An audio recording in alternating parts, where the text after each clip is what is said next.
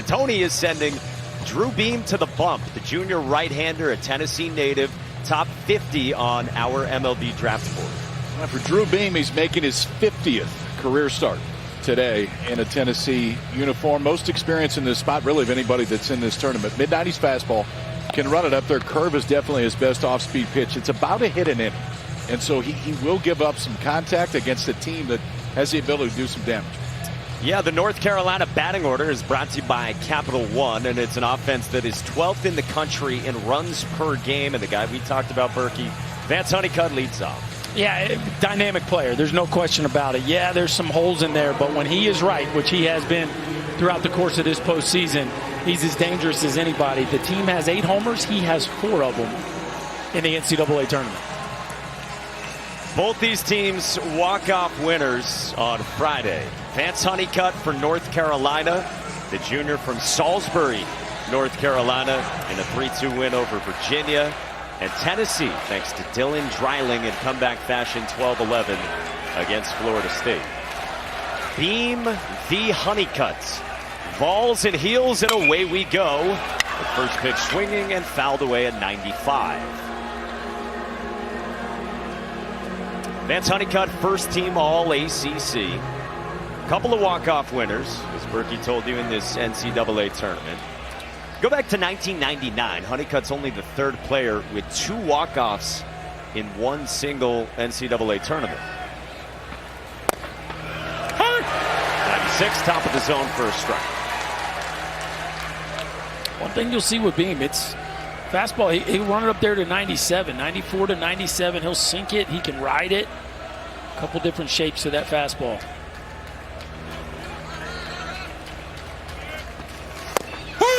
On the edge at 96, and that looks good out of the gates from Drew Beam. It just seems like Honeycutt's looking curveball right here, and the fastball just freezes him. 0-2 count. Beam again. I mean, he's been 95-96 to start this thing, and he puts it in a perfect spot. Outside, Black Cal start does a good job of framing that thing up. 3 pitches, 3 mid-90s fastball, and a quick strikeout to start. So Honeycutt set down, and it brings up Casey Cook. First team All-ACC. Came here as the team leader in RBIs with 76 of them, which was 3rd most in the ACC. Virginia chose to pitch to Vance Honeycutt on Friday instead of trying their hand with Casey Cook. Went 3 for 4 in that game against the Cavaliers with a double. That was his first extra base hit of the entire NCAA tournament. All fastballs so far. About it. Drew Beam just coming out and establishing that fastball. Wind blowing pretty hard in off the right, kind of a little bit towards the 3rd base dugout and hard in. Which, you know, with these conditions, I think pitchers are going to fill up the strike zone, right? I think we got 2 veteran pitchers that have no fear of throwing the ball over the wide of the plate. We'll see Shea Sprague counter for Carolina. Swing and a miss. 95 from Drew Beam. Locked in to start.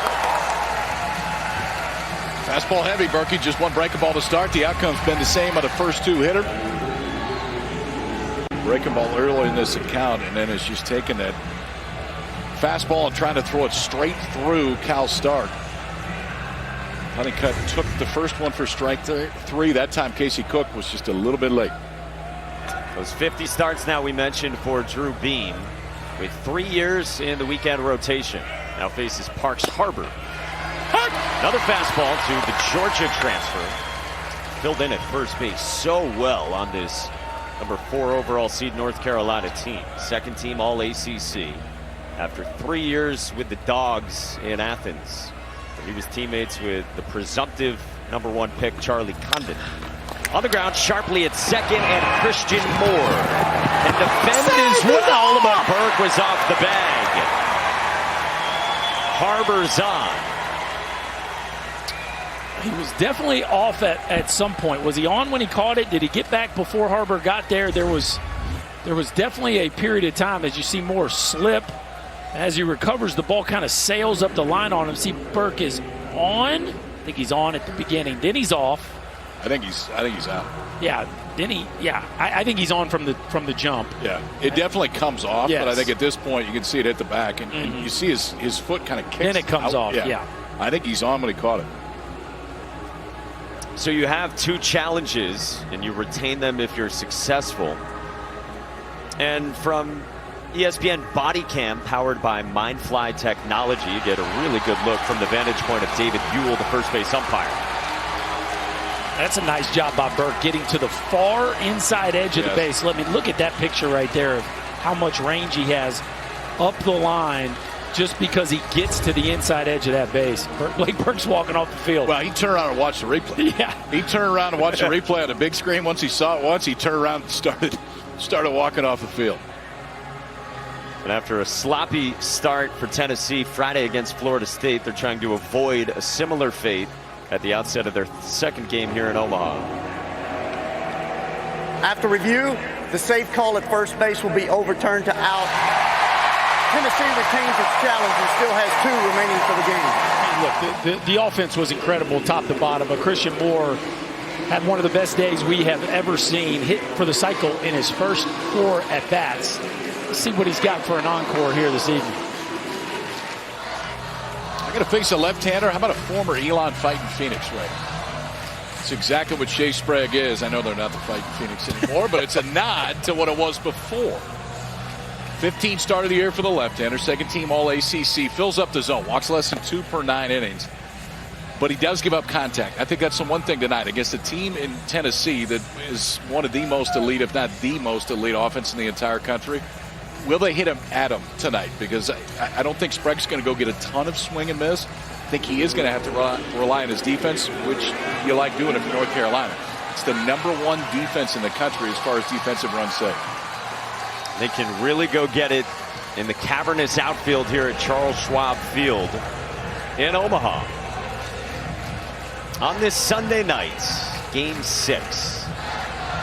First 4 were spectacular. Florida State took care of Virginia earlier today, and now Tennessee bats in the bottom of the first. Only the second cycle in College World Series history. The other was in 1956 from the late coach Jerry Kindle, and then Moore put on a ball striking clinic. Yes, it was. The faces Shea Sprague, second team All-ACC.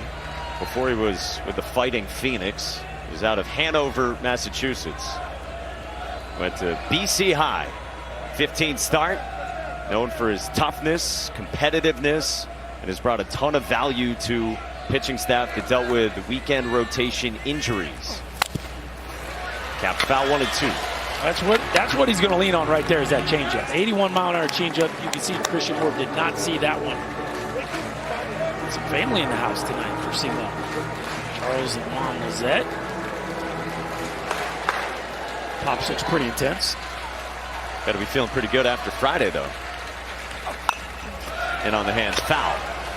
What impressed you most, Berkey, about the hitting display? I'd say the spray chart.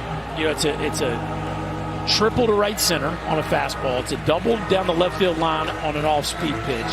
Then a 2-strike jam job, like emergency hack, like we just saw right there in the right. And then a 3-1 fastball that was the loudest swing of the postseason at 117 miles an hour. Sharply on the ground. Wilkerson from his knees. Whoa. 115 off the bat. No problem for Colby Wilkerson. Well, you don't have a lot of range when the ball's hit 115. Watch Wilkerson. This ball is a step to his right. Crossover dive, and then just play catch from your knees. Like, no big deal. I don't have time to get up, so let me just smooth it over there with a perfect transfer and a strike. And then you can get to your feet and fist pump. What a play from the Carolina shortstop. A 9-hole hitter in there for his glove. Does the unthinkable and takes care of Christian Moore. So to the 2-hole and the junior first baseman Blake Burke. Second team All-SEC for the California native who had 3 hits, including a huge couple of RBIs in that massive comeback win Friday. Tennessee got a run in the bottom of the 8th and then 4 in the bottom of the 9th. After Blake Burke was deemed to have checked his swing, and about as close and controversial as it gets at this time of the year. He said afterward, "What happened? I checked my swing." He certainly believed he did not swing. 1-2 on Burke. You got to say that afterward. I was going to say, even if he did think he might have swung, I don't think he's going to roll in there and go, "Yeah, I think I probably away with one." Yeah. The barrel head was in front of the front hip. Yeah. Yeah, he's, of course, I think that was a clear one, depending on what side of the field you were watching the game from, whether Yes. where you thought that was a swing or not. Sprague's 1-2. Up and in. You know, it's early, but that's twice against 2 of the better hitters in the country. That when Sprague gets to 2 strikes, he's got fastball in their hands. He did a glove side to Christian Moore, and it just got in his hands. He fouled it off. That time missed his spot, but is showing early against 2 really good hitters. He's not afraid to throw fastball in. This is sliced foul. Well, it's opposite splits against Sprague. They're not drastic, but he actually does better against righties than lefties, and a big part of that is the changeup's better than the slider. And so for Sprague, since the slider's not elite, like one thing you're going to have to do if you can't get them swinging and missing at the breaking ball just because of the sharpness and the shape, you have to get them off the plate when you're going left on left. 2-2. Changeup. He'll still throw it to lefties. He just doesn't throw it nearly as much. He throws his slider about the same percentage as he does the changeup. Whereas against righties, it's way more changeups than sliders. It's more changeups than fastballs, actually. And overall, it's about as many changeups as fastballs, too, for Shea Sprague. 41% in total. Look at that. It appears right on cue. Still 2-2 on Blake Burke. Inside. And he tried to go left on left change.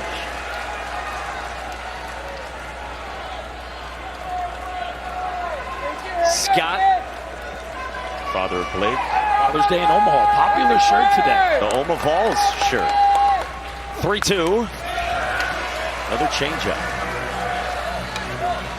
It's a pitch that Shea Sprague throws at an incredibly high strike rate and also does get a lot of chase on the changeup. Billy Amick's on deck, part of this loaded lineup for Tennessee.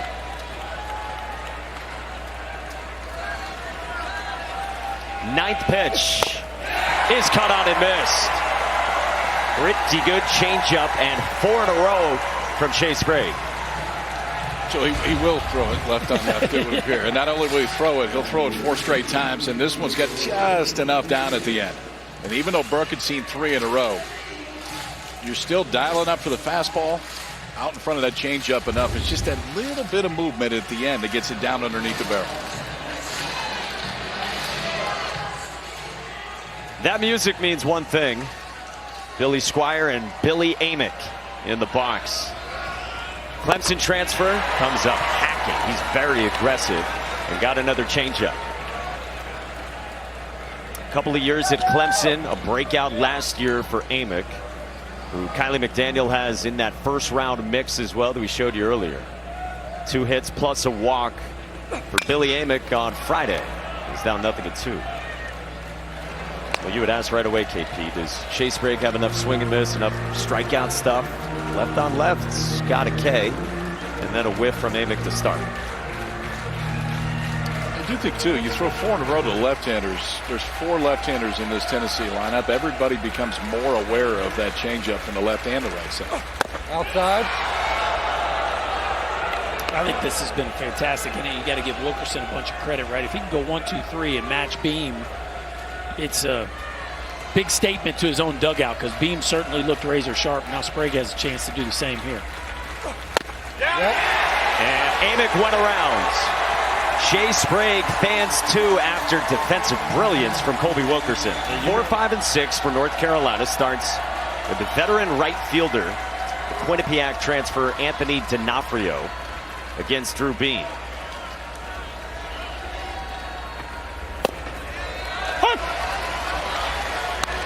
D'Onofrio from Long Island. He's from Massapequa. 6th-year senior at his 4th different school. Started in D3, then went to Stony Brook. Told he's not good enough to play there. Went to Quinnipiac, and now batting cleanup for Carolina in Omaha. That shows you the track of development. D3, not good enough at Stony Brook. Quinnipiac, now cleanup for a team that's 1-0 in the College World Series. 0-2, and D'Onofrio lifts it to center. Hunter Ensley bolts back on the move. Whoa! And makes the catch! Somehow hung on.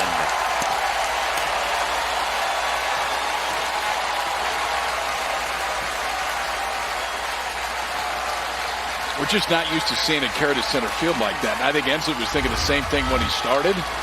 Then he had to put the Jets on. Yeah, it wasn't a great jump. And then it wasn't top gear. And then it was like, oh, goodness, I got to go. And then it's like, who cares? Like, at this point, I will run through the wall for the ball.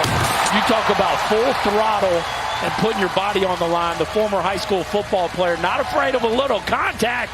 Sell out, Hunter Ensley. And you know the right-hander likes that. That's a car crash in center. Yes. Man. Allowed first down, and now Gavin Gallagher sends one at Ensley again. And boring.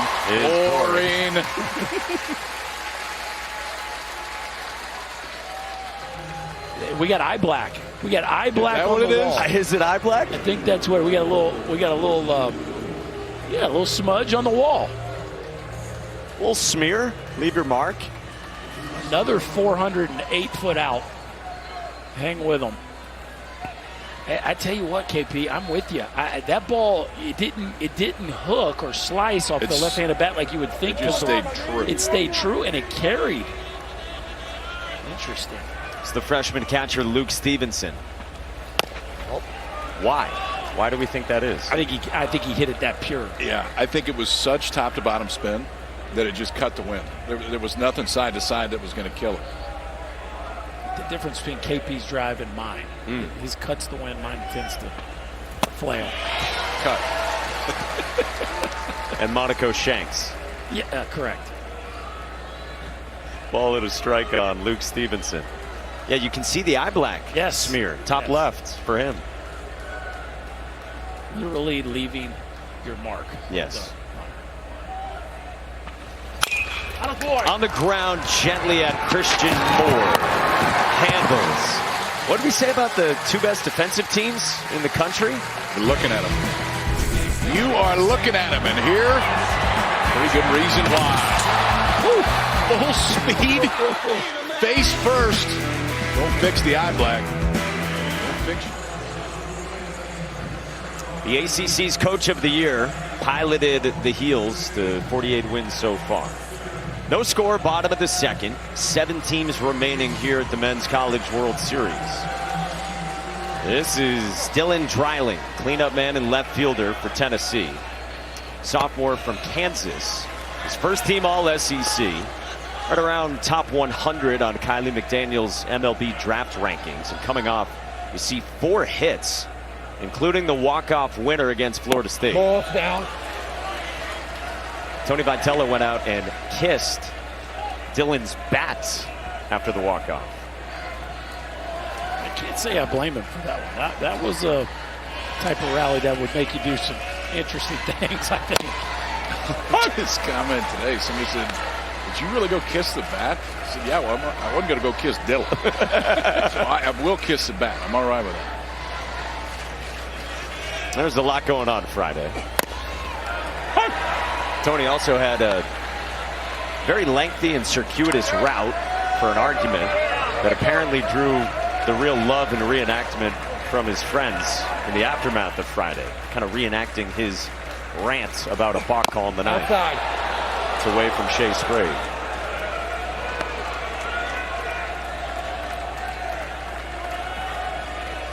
Yeah, it sounds like his buddies had some fun with him. Yeah, he's got an actor friend, sounds like.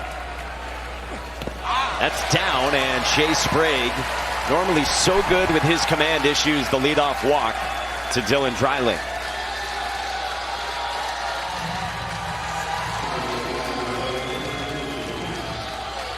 So Tennessee's got its first base runner And it brings up Hunter Ensley, the redshirt junior who just started in center. Second year as a regular, the best season of his career. Would be a very big piece if he's back next year as well. 3 home runs in the NCAA tournament, including in the first couple of games of the Super Regional in Knoxville against Evansville, the 4-seed Cinderella.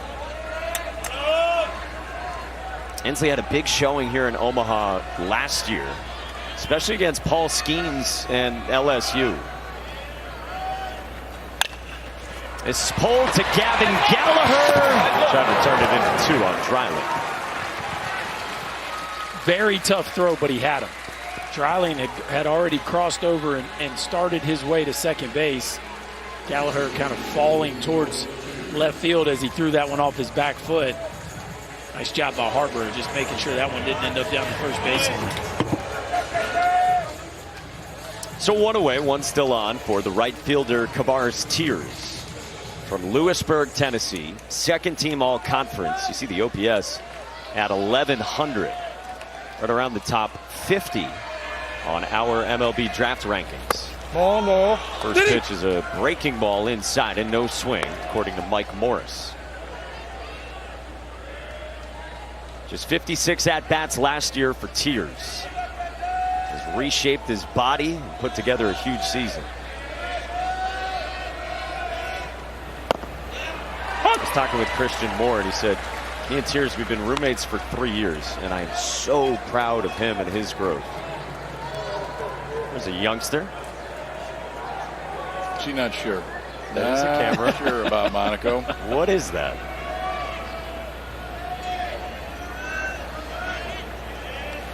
One on the ground, up the middle, and Wilkerson in the shift. That's his only play to first. 2 gone. So I rate 4-3. Berkey, what do you rate? Yeah, I go 4-3. Quick and easy. 2 gone for Dean Curley. You, Kyle? I wrote 4-3. You guys are a heavy influence on my life. I heard you both say it, and I wrote 4-3.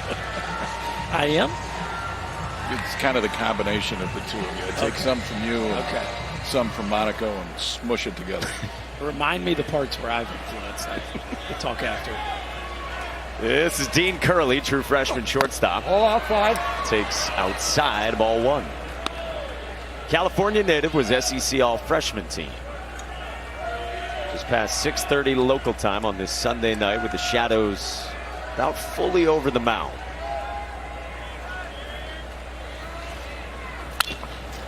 Off the end of the bat. Change-up guy, first time through. Shadows are there. Paul Skeens' brother is in the house. Ralph Skeens. I didn't know if there was a marriage for Paul just yet. Yeah, that's Ralph. Yeah. Incognito Ralph. Out. That's outside, 2-1 on Curley. But I do think it's advantage Sprague in general first time through, KP, but especially in the Shadows just kind of went away right there. But a few things working in the Southpaw's favor here, especially with that changeup fading away from the righties.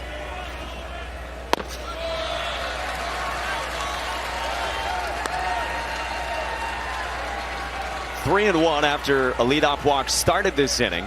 And now Dylan Dreiling's at second for Dean Curley. And I think even 3-1, you're getting changeup. Like, I'd be sitting here if I was Dean Curley, as hard as that is to do in a 3-1 count. It's pulled foul on a change. Should he go back to it if he went to a 3-1? I just think it's his best pitch. I think he trusts it to throw for a strike as much as he does his fastball. He's got first base open. He does too, but he also has a propensity with 2 strikes to a glove side fastball. And if I saw a guy that was closed off at the plate to where the left foot's closer to the home plate than the right, it always felt like there was a little bit more room inside if you wanted to go fastball in. Here looks like a change.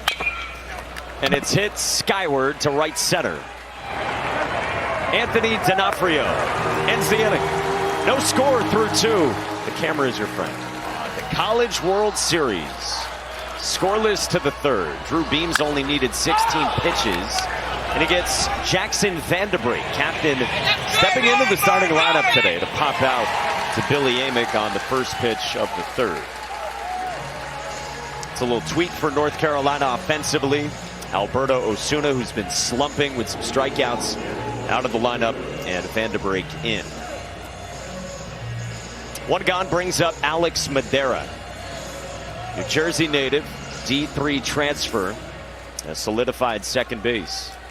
Went to Arcadia University in Pennsylvania. 23-year-old who didn't start opening day, but then stepped in on the second day of the season and hasn't looked back. Up the middle, and deep curly. 2 pitches, 2 outs, and clearly the book was be aggressive against Drew Beam. I don't know why. It's one thing if Vanderbrink wants to go up there and swing the bat, first hitter in an inning. I get it, but Madera to follow that up with a guy that not bent towards the extra base hit. You got a strike thrower on the mound. It's not like the stuff is so extreme you're not going to get another pitch in the zone. It feels like a big risk to make 2 outs on 2 pitches. Against an arm in Drew Beam, who had really scuffled coming in over his last 3 starts. Combined 14 earned in 13 innings across the SEC tournament, the regional, and the super regional. But he is pounding the strike zone and now faces the shortstop, the senior Colby Wilkerson.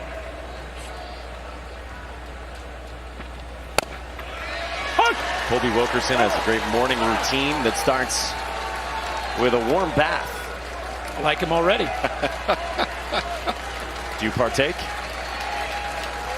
I do, Michael. I do. It's a great way to jumpstart your day. Interesting. Yep. I've influenced Kyle in that. Swing and a miss. Told you 95 from Drew Beam. Has not led to a lot of solid contact outside of Moore's first swing. Gets 8-1 starting with Reese Chapman. Shea Sprague said yesterday, this is why I went in the portal after a couple good years at Elon to pitch for a team like North Carolina on a stage like the College World Series. And he did go to Friday's second game when Tennessee played. Got a look at the Vols. Said afterward, Christian Moore is a good player. Man, he's got a future as an analyst. Like that. This is skied by Chapman to right. To Anthony D'Onofrio. Hangs with it. What a way. Game 5 of the NBA Finals is Monday night at 8:30 Eastern on ABC. Celtics lead the series 3-1 over the Mavs. Looking for banner 18. NBA Finals Game 5 Monday, 8:30 Eastern. Over on ABC. Also on ESPN Deportes, ESPN Plus, and ESPN Radio.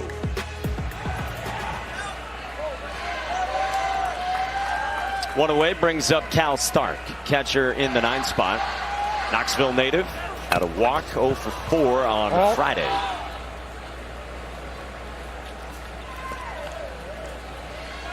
Four home runs in the NCAA tournament for an offense that is second all-time in any one single season of college baseball this year for home runs hit, with 175 of them.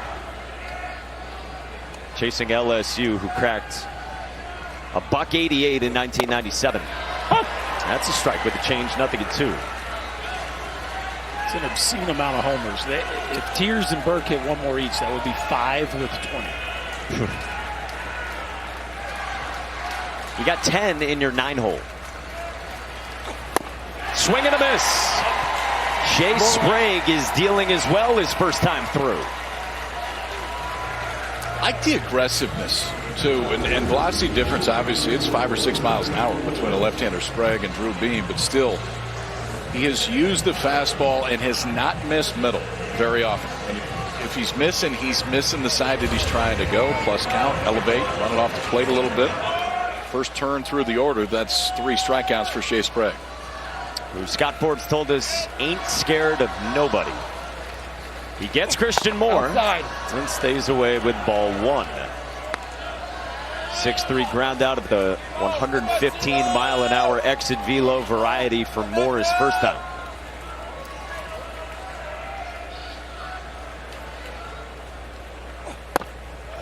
Tony Vitello was talking about the home run Moore hit, part of the cycle, and for the cycle on Friday.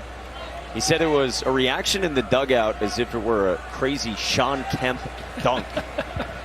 They all looked at him like, Who? who's Sean Kemp? Change up, left up. Seattle Supersonics. Who are they? Yeah, Don't exactly. know that one either. The Kraken? I don't know the Supersonics. Lizette, Charles, proud parents of Christian Moore. On a line to center, Advance Honeycutts. 1, 2, 3. A star in Moore and a star in Vance Honeycutt, who will lead off in the fourth with no score in Omaha. And happy Father's Day. Oh, that's great. Bobby, who played for the Tar Heels, and again came here to Omaha, as Chris said, and now son Vance carrying on the legacy. That's a great shot right there. Little League smile. Yes. About as pure as they get. Very innocent. Mom, by the way, ran track and field at Carolina. Honeycutt can buck, but it's right back at Drew Beam, who's got 10 outs on 22 pitches. Another first pitch out. 5-pitch inning last inning. And now a leadoff first pitch out. His last 4 outs on 6 pitches. Great math. Incredible math. Yes. Yes. Okay. You're coaching third. Your message is what right now? Work to count. I mean, at this point, you do have your most professional hitter up in Casey Cook. And Honeycutt's your leadoff guy. You trust him. You want him to play instinctively. But Cook's got to wear one here for the team. Or swing, you know. That too. Again, can Cook put one on the board in a 0-0 game? Do you trust him?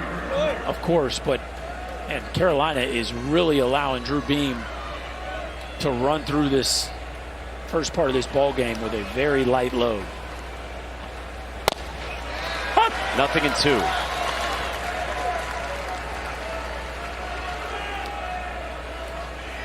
We talked about the struggles recently for Drew Beam, who said it comes down to making some adjustments the second time through the order. See what he does this time. Because like he has pointed out, that first time through recently, even with those scuffles, it's been really good. Yeah, he's had a lot of starts where it's really clean early. And a couple where maybe it started shaky and then he settled in. But the pitches are incredible. Balls to strike. Still 2 balls. That was 92% strikes so far. Now that is good math. Swing and a miss. Just went north. A 4th strikeout for Drew Beam. I understand the idea of, hey, we got to go up there and work the count. But if he's literally thrown 2 balls in almost 4 innings, I mean, if you're going to be 0-1, 0-2 every time, are you just hunting something right away? Because if he keeps doing this, if you're working the count, you're going to work the count to 0-2 every time. Yeah, I mean, I think a little bit of it, too, is how's it going? Like, we've been super aggressive. How's that going? Parks Harbor floats one behind second and dunks it down a base hit. First hit for either side in this ball game comes in the 4th inning.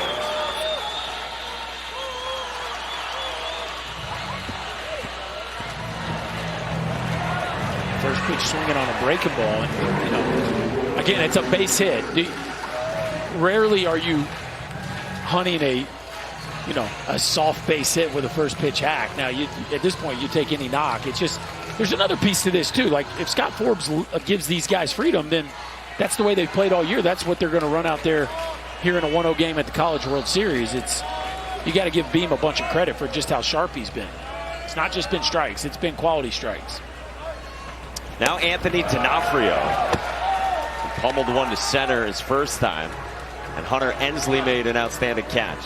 It also shows the difference in some of the styles of play. Like, Texas A&M has never been at 28 pitches with the opposing pitcher in the 4th. Like that's not their style, right? But North Carolina, a little more free swinging. Oh, that could be easily a first inning. Yes, for the Aggies offense. By the way, you saw Scott Forbes probably very eager to chat with Chris Budden coming up in the next half inning. Leading this team to Omaha for the first time since 2018. 12th trip overall. 3-0 on D'Onofrio after Beam had 2 balls the first 20-plus pitches. It's also the first time he's been in the stretch. And sometimes you get in such a rhythm where it's get it, go. And if they're not slowing you down, it's really comfortable. Now you got no choice but to slow down when you go out of the stretch. First 3 that he has thrown out of the stretch have all been out of the zone.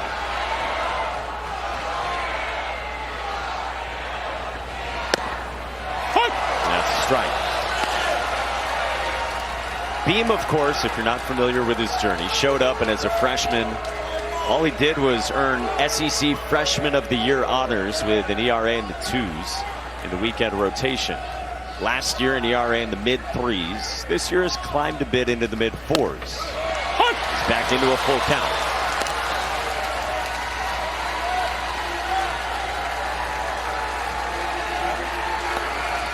Gavin Gallagher, freshman in the 5-hole, has provided some heroics in the postseason. Would be next. Beams 3-2 to Anthony D'Onofrio. We'll have to wait. I talked to Tony Vitello this morning about Drew Beam. He said all along draft-wise, he's been the safe pick. He's composed. He's your poster boy. It's a lot of strikes. The delivery is very repeatable. Showing that tonight.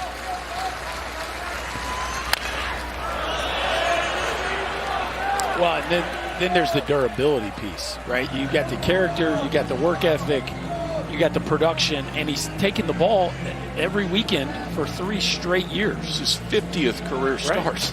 I mean, and he's not a 6th-year senior. No. It's his 3rd year. That's a lot of big innings against a lot of physical, old, talented offenses. See the most among active SEC pitchers. Runner goes, and it's cut out and missed. And Drew Beam exults, pumping 95 by Anthony D'Onofrio. What a run it's been for Scott Forbes Tar Heels. First team to win its opening game in regional, super regional, and the College World Series with walk-offs. First team to ever do that. Been a magical run. It feels like they've hit 1 million homers. They have 8 because every one of them have been so meaningful. Shea Sprague against Blake Burke, 2, 3, and 4 in the second time through. Yeah, this will be interesting here. Obviously got more again for the second time. Going 2, 3, 4 here. Everybody's seen the changeup. See what kind of adjustments the Tennessee offense makes here in the middle of the order. Shea Sprague is a really mature guy. KP, we really enjoyed chatting with him for an inning during the broadcast. Inning. Yeah, he didn't go anywhere. The thumb was just hanging out. He's telling us about the classes they take. Left on left changeup.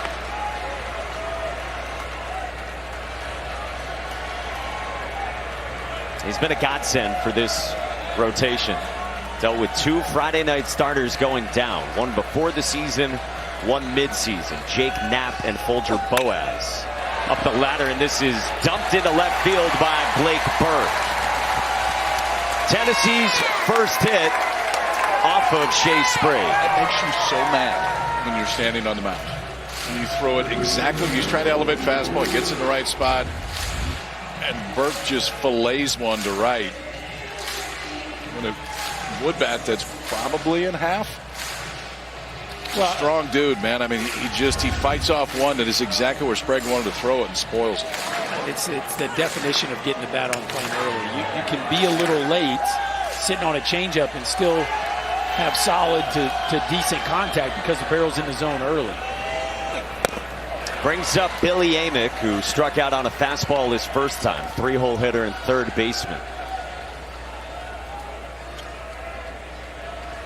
A happy-go-lucky type. Tony Vitello was telling us during the Super Regional there was a new pitcher. They've got a couple different scouting report charts, and they said, Billy, you want these? He said, nah, I'm just going to go hit. All good. Yeah, Billy's approach is, if it's white and moving at him, he likes to take a whack at it. Like that's kind of the way he approaches hitting. And there's times where he looks like he's on everything. There's times where he looks like he's a little in between. But one thing's for sure is he is a scary dude that fills up that batter's box. from Batesburg, South Carolina. Of course, he's got that walk-up music we mentioned, the stroke. Best entrance we've seen since Chaz Michaels was doing that.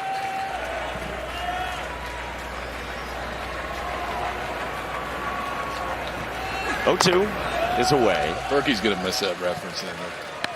Blades of Glory, ever seen it? No. Comes in skating. Oh, I haven't. Good? Yeah. Okay. I think you'd love it.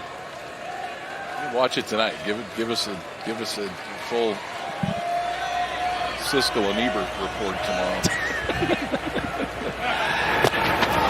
He's got a pretty good move now.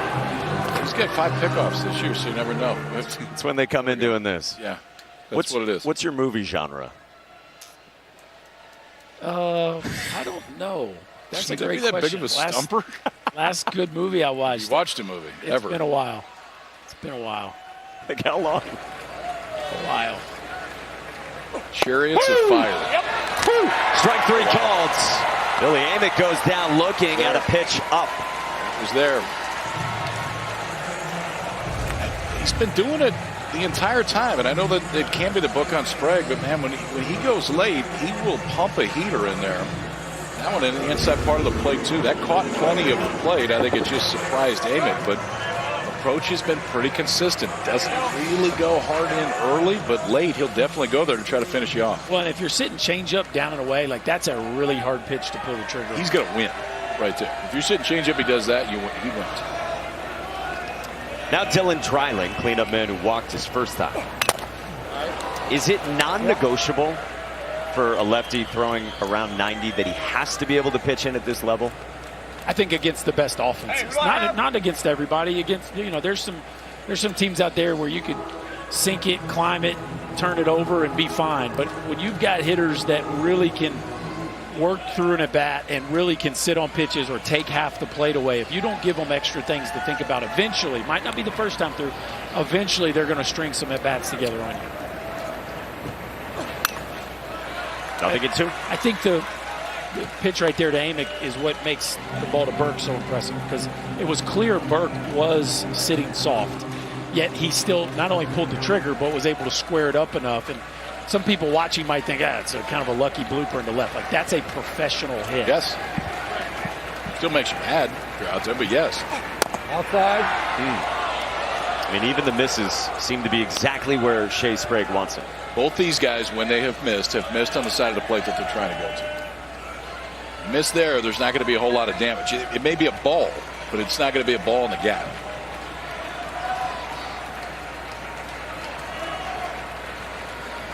Shea Sprague's 1-2 sails high.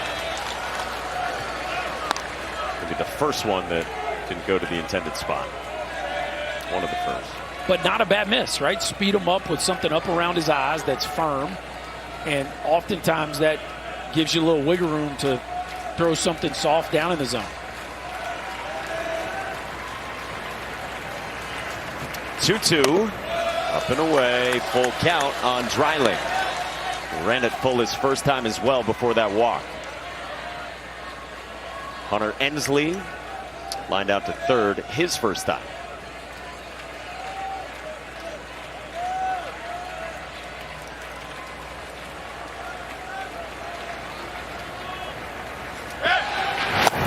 I feel like because Christian Moore had such a legendary night, Dylan Dreiling got lost in the mix. Yeah. He was 4 for 6. With the game winner. He had 3 ribbies. He was 4 for 6 and hit a ball or one hopper up the backside wall to win the thing. He had 3 times as many RBIs as Christian Moore. Dylan, sorry that we didn't make a bigger deal about you. But that was one heck of a night. Usually 4 for 6 and a walk-off hit in Game 1 of the World Series gets you a little more of the headlines. But this is part of why this Tennessee offense is so tough to pitch to, because you got a guy like Dreiling in the 4-hole, and it's easy to maybe take a deep breath, KP, after you've gone through those first 3. And not here. You better not. Impressive length in this lineup. On both sides, that's true. 3-2 is high.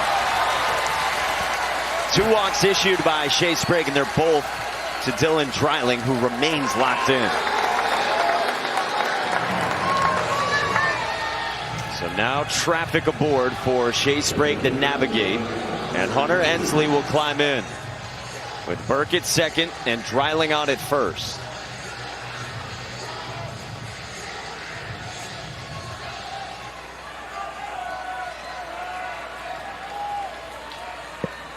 Tony Vitello describes Hunter Ensley as a fighter in the box offensively. Out. That's a way to start with an arm side fastball.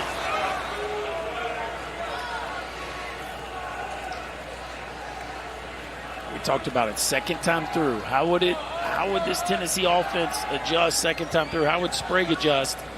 Certainly have their best opportunity here. It's a guy in Shea Sprague who's made 2 starts here in this NCAA tournament, facing a hot Hunter Ensley. First one for Sprague was in game 2 of the regional against LSU. 4 1/3 shutout, but on 93 pitches. Then in the Super Regional 2 Fridays ago, game 1 against West Virginia, 5 innings, 5 runs. Up and away, 2-1. It's interesting, Kyle. It seems like it's been more fastballs second time through. Like it was a ton of changeups the first time through, and now it's 3 straight fastballs here to Ensley with a runner in scoring position.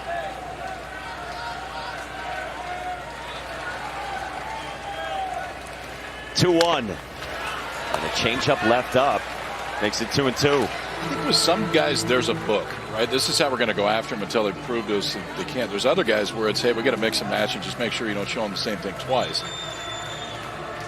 And have the approach differ as the course of the game goes on. And we've got the numbers. Sprague, when he's behind in the count, a lot of changeups. When he's ahead, a lot of fastballs. Pitches backwards. This is pulled down the line, foul. Which kind of surprised me as to why we saw 3 straight fastballs. You know, ball 1 to Ensley, then it's a fastball, then it's another fastball. Right there, though, back-to-back changeups here. And the changeup doesn't look like it has a ton of sink and fade right now. It's a couple misses in a row there that he's gotten away with.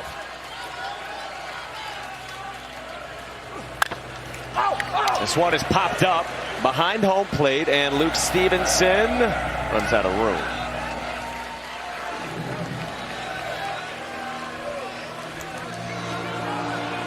Like 3 straight changeups above the belt, KP. And I know you're a big changeup guy. Like you throw a changeup up in the zone 2 times in a row. At that point, are you like, those are? I mean, I would assume that's a big miss.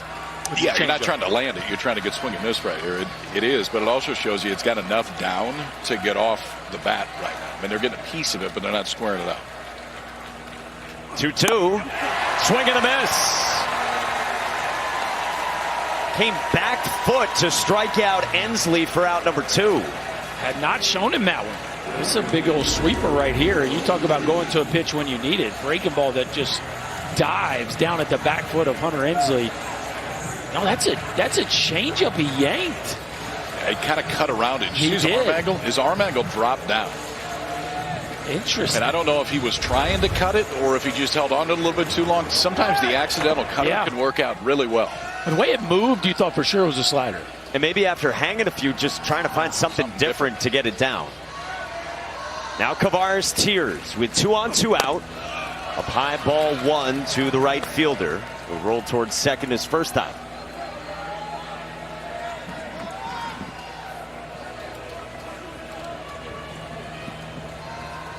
The breakout all-SEC right fielder.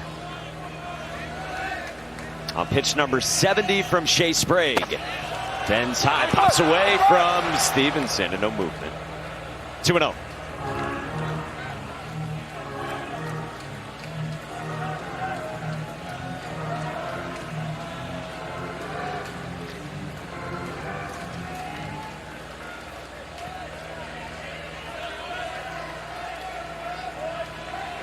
Christian Moore held in check despite hard contact. Ground out, line out. His roommate Kavares Tears waiting as Sprague picks. Colby Wilkerson keeps the tag on Blake Burke.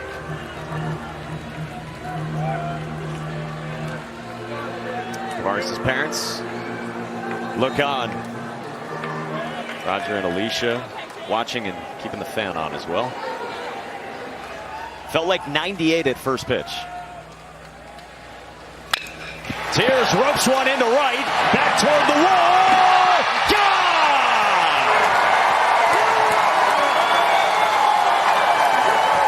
Happy Father's Day.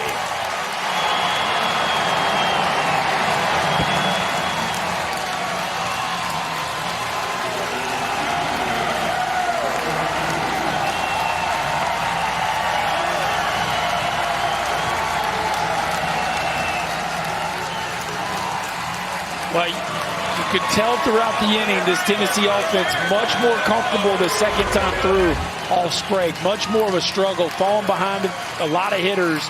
And that's another changeup up, guys. That's a changeup right around the waist that Kavaris Tears just does not miss. A couple hits the other night and stays red hot with a rocket off the bullpen wall and a 3-spot here in the fourth. You know Pops is fired up for that one.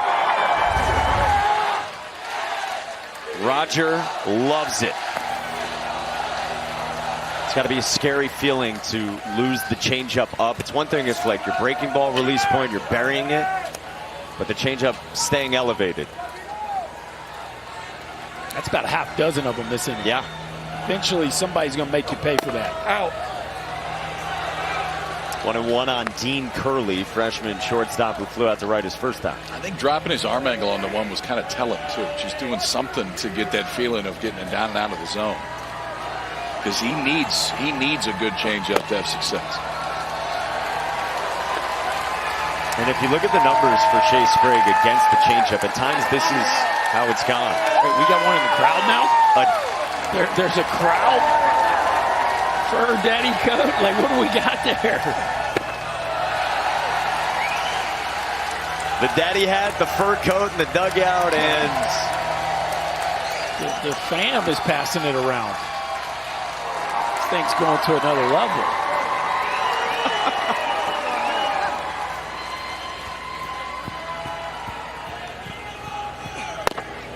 I was talking with Jared Dickey last year about it, and he said very simply, the stink stays on it. That same one. Not a new one, and I don't think it's been dry cleaned in the process. 3-2. And that is strike 3 called. 3 Ks in the inning, but 3 runs as well on one swing from packed house. And this heavyweight showdown between 2 of the top 4 teams in the country, ACC and SEC regular season champions on display. With Chris Burke, Kyle Peterson, and Chris Budden, and our entire crew behind the scenes, Mike Monaco with you in steamy Omaha. 5, 6, and 7, and Gavin Gallagher will lead things off. Drew Beam has thrown 34 pitches for the game before that, after Shea Sprague threw 32 pitches in the entirety of the 4th inning.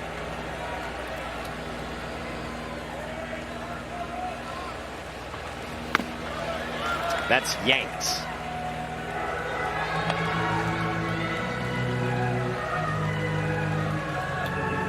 Well, we have a new center fielder. Colby Backus is into the game for Tennessee. Remember, this game was started out there by Hunter Ensley. He went crashing into the wall, most notably in this game, for a catch back at the beginning of the top of the 2nd. That left his eye black on the outfield wall. A 1-2 pitch to Gavin Gallagher is bounced left side at Billy Amick on the money. He's on it. Yeah. Well, you hate to see that for Ensley. Just maybe the price of doing business for going that hard into the wall. You hope that's not a significant injury, and you see what he left there out on the mark he left on the center field wall. The eye black still evidence of a Sports Center top 10 catch. In a game that early on was filled with them. One in particular on each side. Here's Luke Stevenson, 2nd team freshman All-American catcher. Oh, no. Did he? Did not go, according to Mike Morris. That's the curveball. He has manipulated that thing a ton today, to where there's some side to side, and then if he wants to, it can go straight top to bottom. More top to bottom when it's late in the at bat. Didn't miss by much. What's that tell you about a pitcher now and at the next level, that he can manipulate? Well, it tells me that he's really comfortable with it today. Because if you can intentionally give it two different shapes, and that really is what Beam has done today, there's a whole lot of confidence in that one today. Out. 3-0. Former high school quarterback, and now weekend staple for a third year for Tony Vitello. Drew Beam just finally north of 40 pitches. In a game that has 3 combined hits. Get me over strike. Drew Beam has pitched a lot of big games in his career. Last year in the Super Regional at Southern Miss, dealt 6 shutout innings in a winner-take-all game. Last year here in Omaha against LSU, the eventual national champs, of course, 1 earned in 5 2/3. Issues a 1-out walk to Luke Stevenson in the first free pass from Beam. Only the second base runner for North Carolina.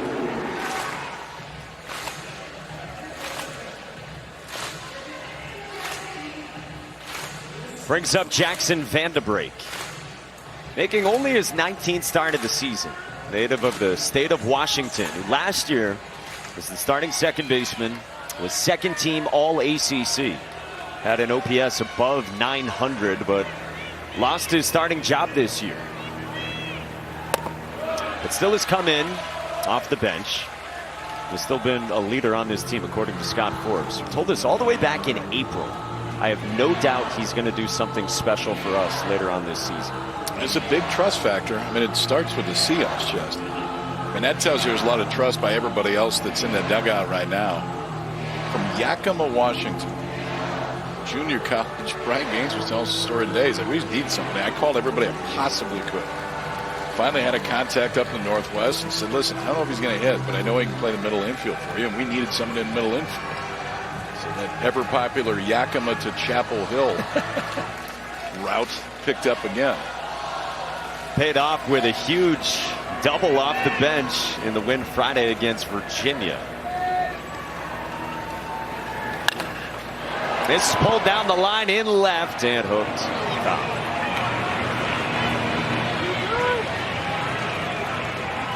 Only the second start in the last month and a half for Pride of Washington.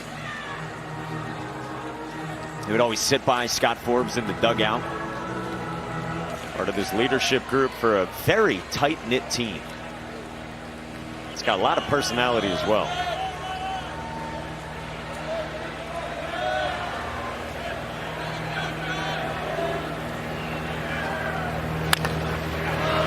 We were talking with Vance Honeycutt the other day, and he told us that Chase Sprague said to the team at dinner, we might be the funniest team in the country. And the guys were talking about it. They think maybe because we're so goofy off the field that's why we're so carefree and good in these clutch moments on the field. There's some truth to that. Yeah, there's a lot of truth too, and Scott Forbes just having the pulled down the line and foul again. Having the confidence in his guys to kind of let them be them. Scott Forbes only been a head coach for 4 years. Now he's been part of this program for a long time. Sometimes that's not easy for a head coach to do early. You want to kind of put your stamp more on it, but it feels like if you got the right group, let them hunt. 5 of their last 9 wins have come in their last at bat. 1-2 up the ladder, and Vanderbrake did not offer. 2-2. About as long a plate appearance as we've seen against Drew Beam from Carolina's offense. Yeah, and 2 really hard hit foul balls. This is the best, arguably the best at bat of the game by the Tar Heels.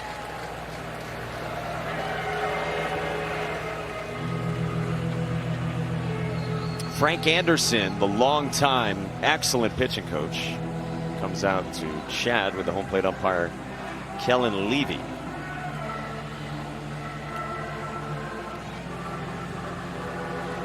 Frank has seen a lot in his time, and he has been to Omaha quite a bit. Yeah. What did he tell us the other day? 6, 7 times? I was like, yeah, I'm not counting. Lost count. Yeah. Hensley looks like he's back. Not moving great. Back in the dugout. Frank was Augie's assistant. And on to Oklahoma State. Been in Tennessee for a while. Nebraska native, which makes him even better.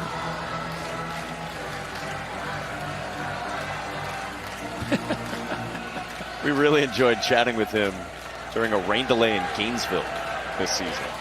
He's awesome. He's a blast. You sit next to Augie for an extended period of time, you're going to have some stories. Good take as well from Vanderbrake, and now it's full. Yeah, you talk about putting together an at-bat. Everything on the inner third, he has rifled, just fouled down the left field line. Everything off the plate, he spit on. See if he can capitalize on this outstanding plate appearance right here. Jackson Vanderbrake said after the game on Friday, if you look at my year and my numbers, it kind of is what it is. But at that point, I just told myself there's one thing I can do, and that is support my team and be ready. He doubled on Friday, now making Drew Beam work here on Sunday. 3-2 is high, and he walks. 2 on for North Carolina, with 1 out in the 5th, down by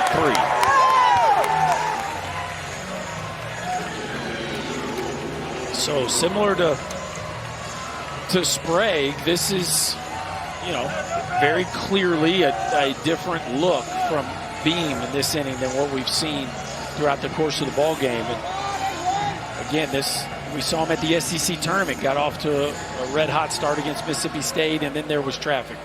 Even in the Super Regional against Evansville, got off to a 3-inning scoreless start, and then there was traffic. More balls than strikes this inning. And a backdoor breaking ball lands to the 8-hole hitter Alex Madera. Grounded to short his first time. Told you, former D3 All-American, who says most of the time in D3 I was playing in front of 100 or 200 people max. Good changeup at 87. That's his best one of those of the day. If you can make that pitch do that, which is that arm side, had really good run to it, good late sink, you're going to get a lot of swing through it.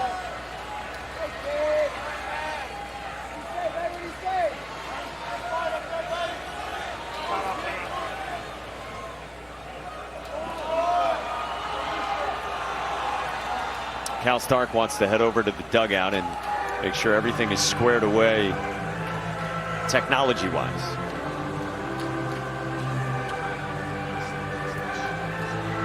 It's a good signal for Cal Stark.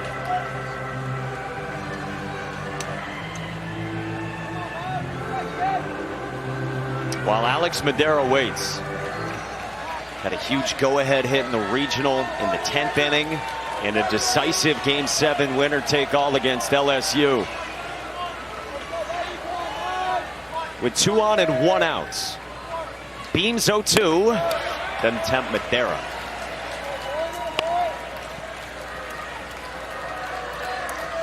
Alex Madera was always a huge North Carolina fan, particularly of the basketball program. Said as soon as he heard from the Heels for baseball, it was over. Nubs this one up the line at third and foul. Alex Madera knows that spot on the diamond all too well this postseason. He had a bunt bid in the regional with 2 strikes on him that went up the line and just went foul for a strikeout. This not a bunt, but in the same vicinity. So that one probably stayed fair, like 89 feet, 89 and a half 89 and a half. Yeah, this one, maybe 80. This thing was fair for a long time. As soon as it goes off that lip, it almost always falls left. So another 1-2 on the way from Beam to Madera. Boy, it's so similar to what Shea Sprague experienced in the last inning. And the question is, does Carolina, this is a little different part of the lineup than Shea Sprague was facing at that point in time. There's not as much thump down here for the Tar Heels. Already 21 pitches this inning and just one out in the fifth for Drew Beam. Here's 1-2, comes up and in. Remember, we talked about it, that Drew Beam's been mentioning this. Second time through, wanted to make some adjustments. Felt like he had so much success recently. His first time through lineups.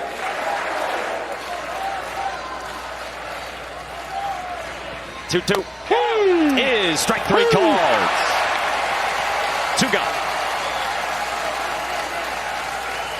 Well, it's interesting now. So the changeup for Sprague started coming up in the zone. That's where he got hurt. I think this one just surprised Madera. You're not expecting this pitch in this spot. It's another changeup. He had thrown him a really good one in this at bat that was down and away. That one stayed up, but velocity difference just got the take. And if he was going to get a piece of the zone right there, he was going to get a strikeout. And it caught plenty of the zone. So for North Carolina in the fifth, it's up to the senior shortstop, Colby Wilkerson. Struck out on 95 his first time. Big cut through the curve. And Colby Wilkerson and Scott Forbes will talk things over with an offensive timeout. Colby Wilkerson has been smack dab in the middle of these North Carolina heroics here in the postseason. Said he was a smaller kid, so his recruitment, he told us, was kind of weird. He's the only uncommitted player at a committed recruiting event, and so when he played well, he looked really appetizing. North Carolina called him. He committed right away, having grown up a UNC fan. And he's had to battle first to grab the starting shortstop job and then to hang on to it. He told us there were plenty of people who said directly to him that he should leave, that he wouldn't cut it as the shortstop at North Carolina. Here he is in Omaha.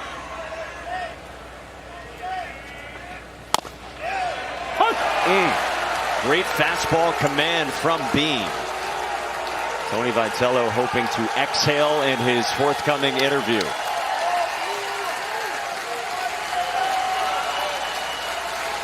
Two walks, 25 pitches this inning.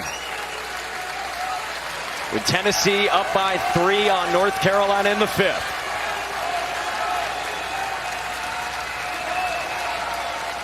Drew Beams 0-2. Sails.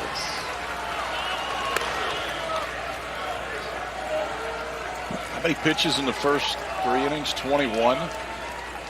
Exactly. 9, 7, and then 5. 13 in the fourth.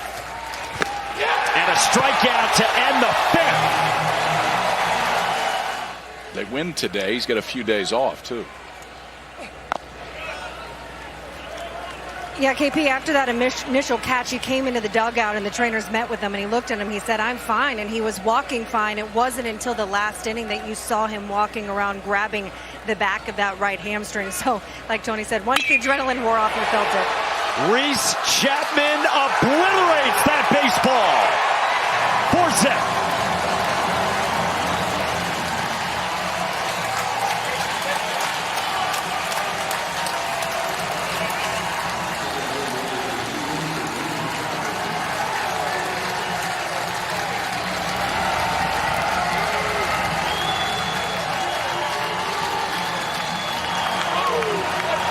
Reese Chapman being in the lineup is called a head coach playing a hunch. How about 1 for 14 with 8 strikeouts in the postseason up to that point?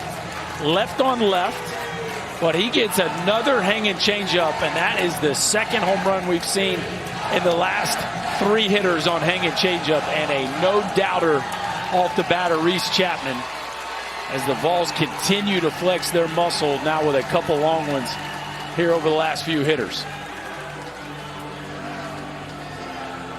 Go back out, have your normal, fairly normal warm-up routine. We'll see when Drew Beam goes out if there is any effect on him. And usually when you sit that long, you don't mind because it means you're scoring a bunch of runs. go back out there and you got 4, 5, 6 more on the board. But at least at this point, still a 4-run Tennessee lead. At 4-0 in the bottom of the 5th, after Reese Chapman led off this frame with that bullet home run. There's the fastball up from Matty Mateus to Cal Stark. His father Butch is watching on this Father's Day.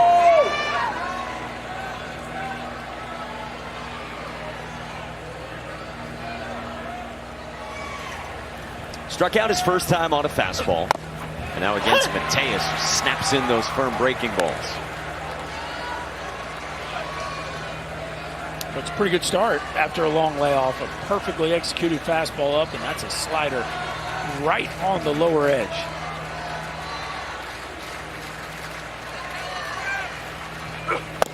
Swing and a miss. No issue for Matty Mateus, and there's one gone in the home 5th.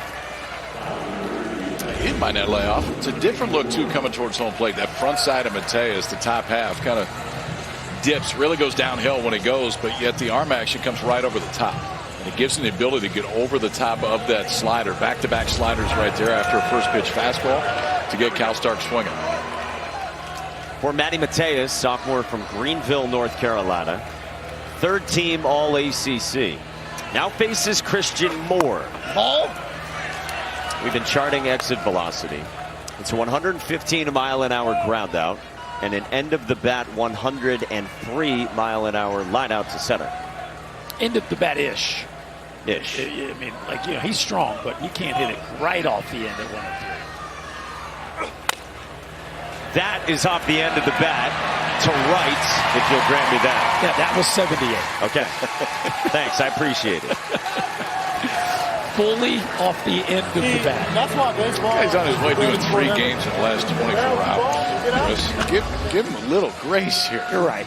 I'll give him some grace, but not you with your math. That is the end of the bat, and Christian Moore will take it. When you hit a 115-mile-an-hour ground ball that gets caught and you get thrown out from your knees, like, you're not going to apologize about a blooper to right. After a clinic and a cycle on Friday, he's got his first hit in this one. Aboard for Blake Burke. Struck out his first time and then floated that single on a nice piece of hitting, as you said, leading off the 4th. Check swing did not go, according to Mike Morris. We've talked about Christian Moore's draft stock. Where do you think Blake Burke's is? It's got to be in the top 3 rounds. I mean, I would think somebody's going to take him in the top 2 rounds, but you know, when you look at the growth year over year and the professionalism with which he takes his at-bats, not to mention the power, which is immense, I don't see how there's too many bats in the country that go before him. He's had a huge season. Told us he worked with a mental coach in the fall. They talked about some mental keys that Blake said he didn't even know he has. Ball. Says he tries to breathe and slow down time. He always looks at the timer. Yeah, he always turns around and looks behind him. It's his place of focus between pitches. I'm sure the people behind home plate think it's a little odd, but looking at me again. Yeah. What's up with this dude? On a line to center, Honeycutt can cover some ground, and he runs it down. Don't hit it there, unless you plan on covering the entire distance out to center field. But this is part of the polish of Blake Burke, the ability to get the bat in the zone early and control the angle. Look where that pitch is, up and in, but because the barrel is square and on plane, he can be late, and he still has some margin for error. There's a lot of hitters that miss that pitch, that foul that pitch off. Blake Burke gets the barrel in the zone early enough to dump that into left field. Again, that's not luck. That's a beautiful swing. 111 off the bat, but don't hit it to that guy. Cut and a miss on the slider to start out Billy Amick, who's fan twice in the 3 spot. He has swung through the first pitch each of the first 3 at-bats. What's your comment? If it's white and moving, he's swinging after it. He's been doing that so far tonight. And Drew Beam is still waiting. Runner goes, it's down and gone away from Stevenson. Or thought about third, stops there. Stevenson was popping up to throw and couldn't corral it. Christian Moore only 3 stolen bases on the year to this point. But we see this every year. Teams doing a little more running in the College World Series when every run matters so much. And that's really just a whiff right there by Stevenson. I don't know how we're going wild pitch or pass ball right there. Just a pure stolen base. So he doesn't get credit with either. In the air toward right. At Anthony D'Onofrio to end the inning. Welcome back. When Drew Beam pitched here a year ago, he was using a purple glove. It was to raise awareness for spinal muscular atrophy, a condition that his sister Carly has. I asked him how it raised awareness and did he get what he wanted out of it. He said it was amazing. Actually, in Omaha, a local family, the Peters family, reached out to him. They actually have 2 of the children suffer from SMA. They invited the entire Beam family over to the house. They hung out together. You can see the homemade sign, "Welcome to Omaha." The older brother plays baseball, and him and Drew have been able to connect together and talk about what it's like to go through this. And so for Drew, who has been very vocal about what his sister goes through, she's the biggest fan. She's at every game. She's thrown out a first pitch at Lindsey Nelson Stadium. Pretty remarkable, the response that he got. Gosh, that is beautiful. And you saw the purple wristband tonight from Drew Beam. So we were walking back after the game the other night. Carly could have got a speeding ticket on the way back. She was flying. There was somebody standing on the back. She was zipping around. Tennessee had just won the game, man. She was all fired up. She's all smiles all the time, too. Paul. That's beautiful. Such a bright light. Amen. Proud brother on the bump. With Tennessee in front 4-0 to the top 4 teams in the country in the winners bracket in bracket 1. 1-2 on Vance Honeycutt. Struck out looking his first time against Beam on 96. And the possible first round pick. Then tried to bunt his next time in the 4th. Before this inning, Drew Beam's last pitch was at 7:32 local. 33 minutes ago.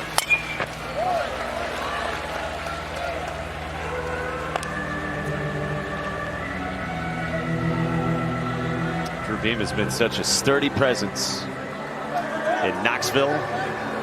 Carly is a staple at Lindsey Nelson.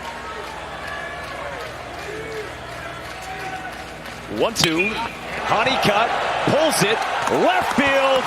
No doubt for Vance Honeycutt.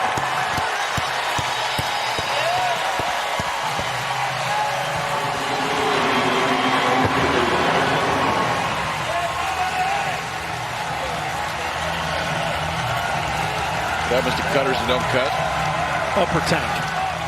Especially when that dude's up to bat. You talk about a much-needed momentum swing right there, and Vance Honeycutt stays red hot. Now his 5th home run in the postseason. That's a hanging cutter that stays right down Broadway, and a bat path that just has natural loft to it.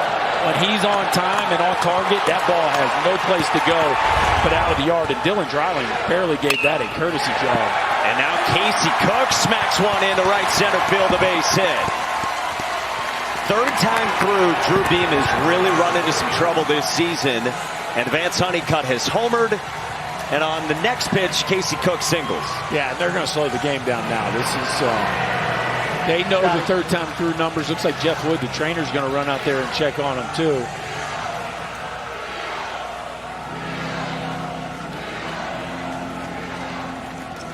Looking at a finger there, KP.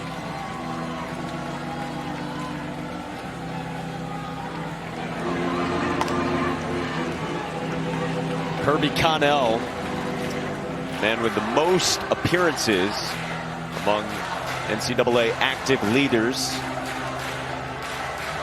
out there in the pen.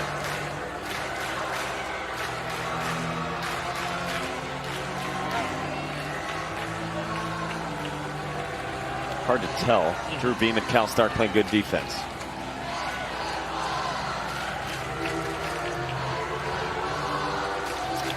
well. Home run, single, and now three-hitter, Parks Harbor. Senior first baseman blooped a single to right field his last time after a well-struck ground out at 109 off his bat in the first. 20 home runs for the Georgia transfer. And that's a land strike with a breaking ball up. Parks Harbor was a late transfer in the recruiting process. Told us he thought he was going to get drafted. Didn't, and so afterward made the late decision to hit the portal. That's a strike, right, nothing at 2.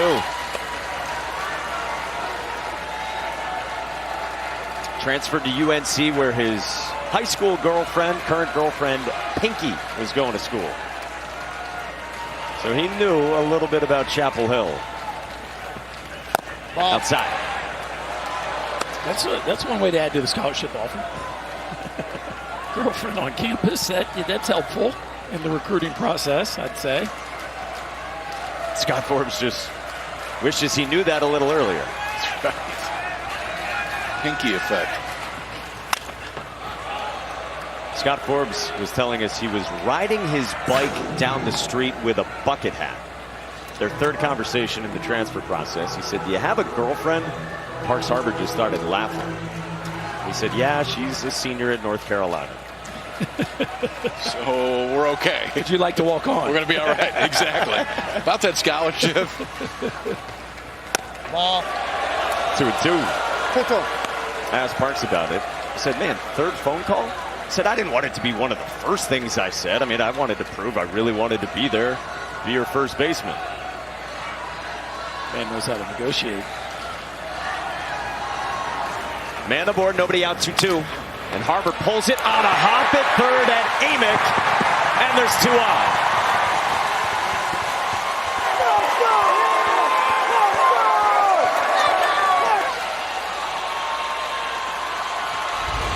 Tough chance here for Billy Amick. This one of those, to me, you either back up or block it up. And he kind of tried to block it up, but he really went aggressive with the glove. Like, see how hard he comes forward with the glove. To me, you either take one step back, get to the side of that ball, and try to make the hop longer, or you just turn into a catcher and try to keep that ball in front. But Amick goes kind of dead-footed and then swipes at it. That ball goes into no man's land, and it looks like that's it for Drew Beam.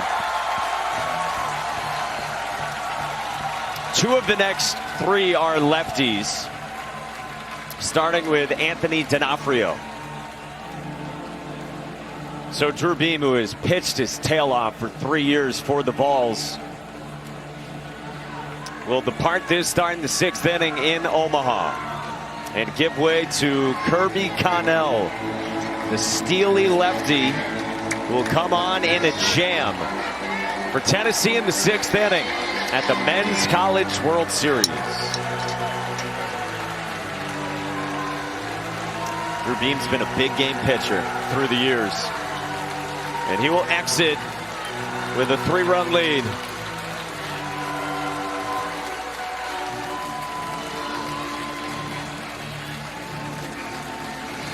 With his family and with his sister Carly watching, Beam jogs off in Omaha.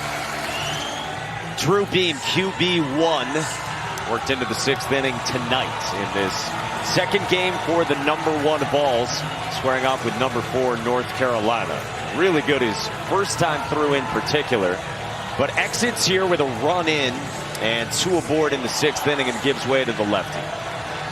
Well, he knows his way around this place. He knows his way around being on the mound in that uniform. Nobody has more appearances in the history of Tennessee baseball than the left-hander, Kirby Connell. 44 strikeouts, 44 innings, best left on left. D'Onofrio struggles some left on left, hitting 100 points lower against lefties this year than righties. He has a flyout and a strikeout so far and gets a roller up the middle, add more, flip to the bag, and that's it for the first down. Risky. All's well that ends well. I think for more, you'd think that's one where you probably your best chance is to go for the tag. But this, you know, this gets you cool points right there. That was a perfectly accurate feed with the glove right there by Simo. For the first down here in the 6th. with mustaches on the cleats of Kirby Connell. Oh, how the times have changed. College baseball 2024 right there. I can't even grow a mustache, and he's got him on his cleats. Here's Gavin Gallagher. At the corners, one down. Gallagher takes a strike. We got a pair of black Mizunos. Yes, and we'll see you in June. If you're still playing, you're making another pair. Freshies for Omaha? Yep. Okay. Gallagher 0 for 2. Ball. It's outside. Connell excellent against lefties. Some damage against righties. They've hit him to the tune of an 831 OPS. About 750 is the national average for OPS. Oh, it's out. Like Gallagher thought about it, but he takes ball 2. Gavin Gallagher out of Apex, North Carolina, was the most outstanding player of the regional in Chapel Hill. He had a walk-off grand slam in a 3-hit game in his first NCAA tournament game. Takes the strike on the back door.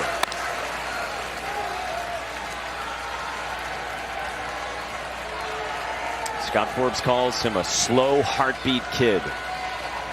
He, like Vance Honeycutt, has supplied major moments on this joyride for comeback Carolina. They've got D'Onofrio, who is speedy. The throw, the tag. They got him. 2 down.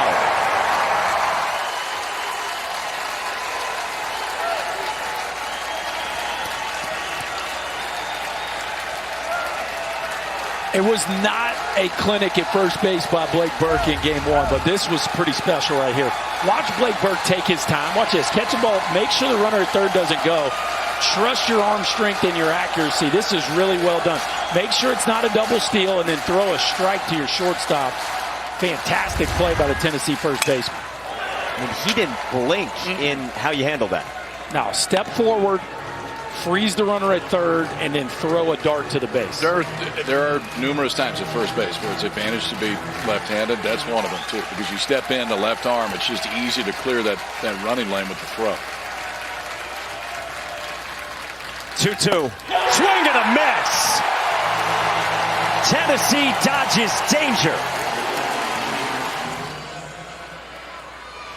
There's so much talent in this sport. It is exploding.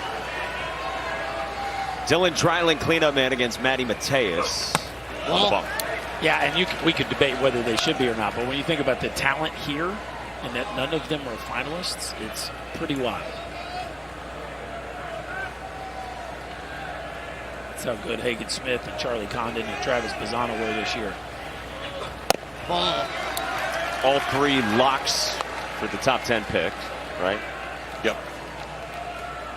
Potentially top 5. For, Yep. You know, I mean, I think Condon and Bazzano are definitely top 5. I think Hagen Smith's right there in that 4 to 6 range.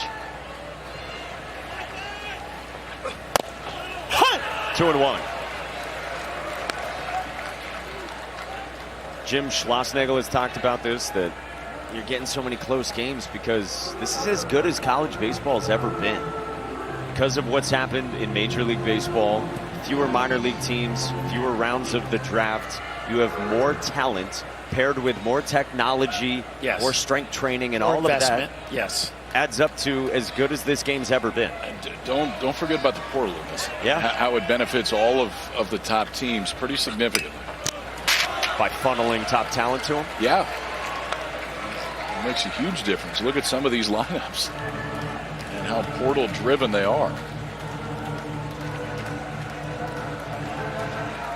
North Carolina pitcher started his career at Elon. You know, it's that the ability to funnel the best kids to the top of the sport Ball. is going to continue to make the path to Omaha as competitive as it's ever been. And it's really challenging teams across the country, their level of investment in the sport, because if you're not all in, it's pretty tough to compete these days. So Colby Backus on deck. Sky to center. Advance Honeycutt.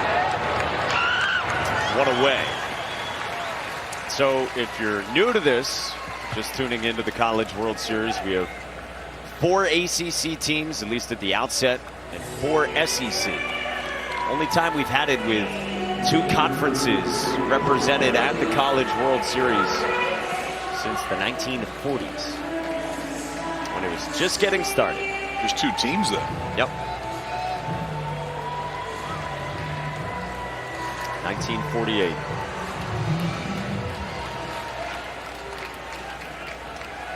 Brings up Colby Backus in the spot of Hunter Ensley. Made that great catch in center. And as Tony Vitello said, a little wobbly a few innings later. This kid's got some juice now. 6'4", 220. 5 home runs and 30 at bats. That fits. That's about right. Ball. Just kind of chilling over there on the bench. He gets some Tuesday spot starts. And, you know, we've seen this throughout the course of Tony Vitello's tenure, where there's a player that you don't hear a lot from, and then all of a sudden they get their chance to shine and turn into a real difference maker. They think Backus has a chance to be one of those. Ball. We have such a long way to go with this journey at the College World Series, this Tennessee team. But who are the next names to know that are this time next year going to be the superstar? Well, you already saw Reese Chapman hit a homer. I think they feel good about it. Dalton Bargo got to start last time. Cannon Peebles had a walk that was kind of lost in the shuffle the other night. Now you're seeing Backus. Like that's a short list of some of the guys they think can impact it next season.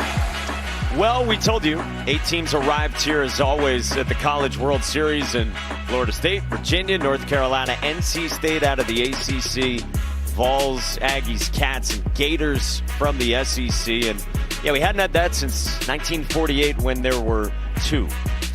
The old CIBA sent USC here. I believe that was Rod Dato's first national championship. Believe. Sure, someone will tell me whether I'm right or wrong here fairly quickly on the interweb, but I think it was. At KP_Omaha at last check. Only if I'm right. Otherwise, zip it. I don't want to hear from you.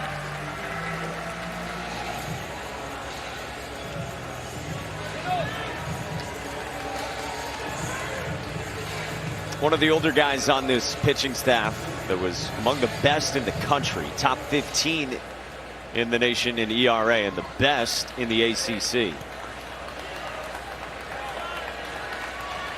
Smart, savvy guys into all the pitching metrics and analytics. Faces Kavares Tears with a man aboard, 1 out, bottom 6. KP, you were right, by the way, on Rod Dato. 1948. He was at the helm. Thank you. You're welcome. Way to go, Kyle. Thank you. Chris, what did I tell you a few years ago when we were up here? You're good at stuff. Thank you. And you are. Runner bluffs, and this one gets past Luke Stevenson. Backus at second in scoring position as Tennessee hunts for insurance.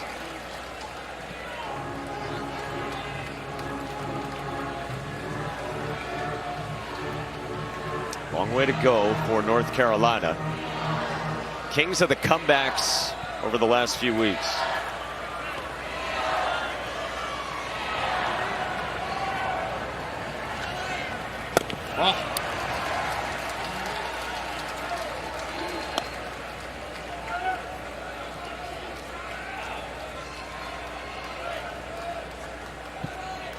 Tennessee had to really fight through some early sloppiness on Friday. Got the win over Florida State, now leading here against North Carolina. Kavares Tears looks really scary right now. Like, this is a dude with bad intentions as he's pulling the trigger. 2 for 5 with a homer and a triple in game 1, and now a 3-run homer here already in game 2.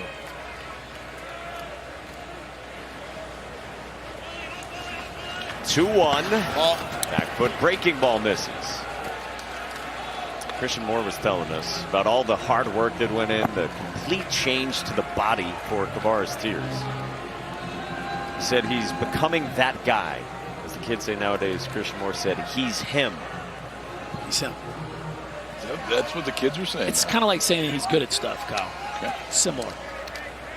I like to say what the kids say. I'm going. Big cut, fouled off.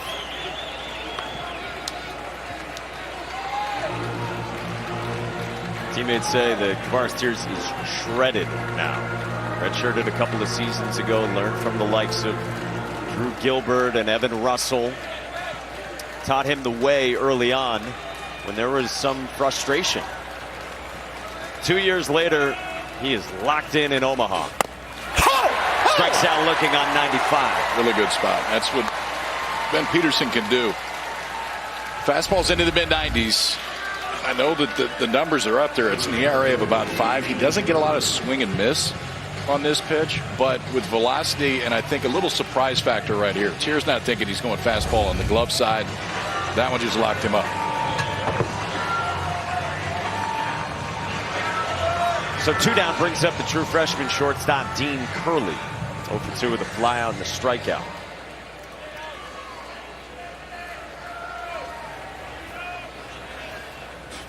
Ball. How do you manage pitching if you're North Carolina here? You kind of kept it brief with Matty Mateus, one of your best relievers, and Dalton Pence is a guy they feel like they can roll out every day. Yeah, I mean, he had a day off too, so he should be good to go. I don't think Pence gets up unless this is at least a 1-run game. Bouncing ball up the middle and a base hit, Dean Curley. Backus scores and the lead is 4.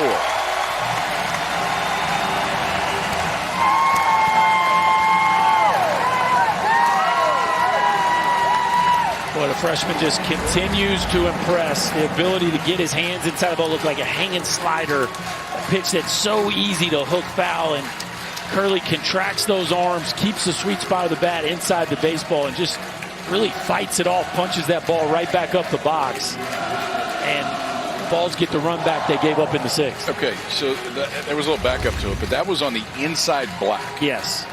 You don't see guys hit that pitch. Usually the hanging sliders over the middle of the plate, so we can get extended and go get it. That's the one a lot of guys take. That's one of the very few times with that pitch that somebody will put it in play and good things will happen. Man aboard for Reese Chapman. Squares, runner goes. Stevenson throw. Got it. Dean Curley asked Grady Smith where he got tagged. Grady Smith says the hand. And we'll see if Tennessee indeed does want to challenge this. It's in the out call at second base. The previous play is under review. They will. He got stuck here a little bit. You see the arms get a little stuck as he's trying to get to the base. I think he's out. Yeah, I got it. Hand not quite to the base yet. Glove arrives on the forearm, and just looked like Curley got stuck a little bit in the dirt as he's trying to slide into the bag.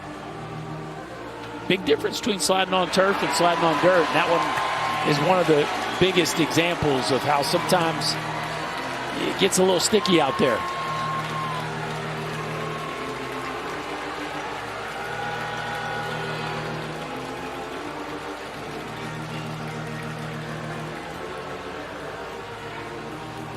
Interesting. Tennessee pushing the envelope a little bit offensively, and it's almost like trying to ambush them a little bit with a stolen base, like get on and go, because it's just really not on the report when you're talking about how to defend Tennessee. Before that right there, Luke Stevenson had thrown out 6 of 41 this year. So if you're going to take a chance, it probably makes sense to take a chance on the freshman. It paid off the first time. Doesn't look like it will here. After review, the out call at second base is confirmed. Tennessee has used its first challenge for the game. It doesn't, so 1 left for Tennessee these last few innings. 5-1, the Vols lead on the heels. 3 already here in Omaha? Correct. Here's Luke Stevenson leading things off for North Carolina. Now down by 4. We start the 7th. 6, 7, and 8. He is grounded out and walked. Faces Kirby Connell. Ball, it's out. Breaking ball away.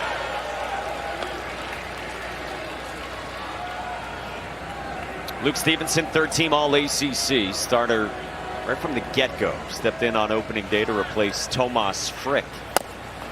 He'll be draft eligible next year as a sophomore and had a couple of hits on Friday against Virginia. Said this week he has dreamt about coming here since he was a little kid.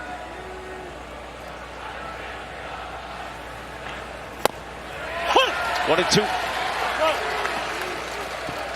We talked about how good the game is, how deep the game is, how talented the game is. I think a big part of that is, you know, the College World Series experience is so coveted by so many of the game's top prospects.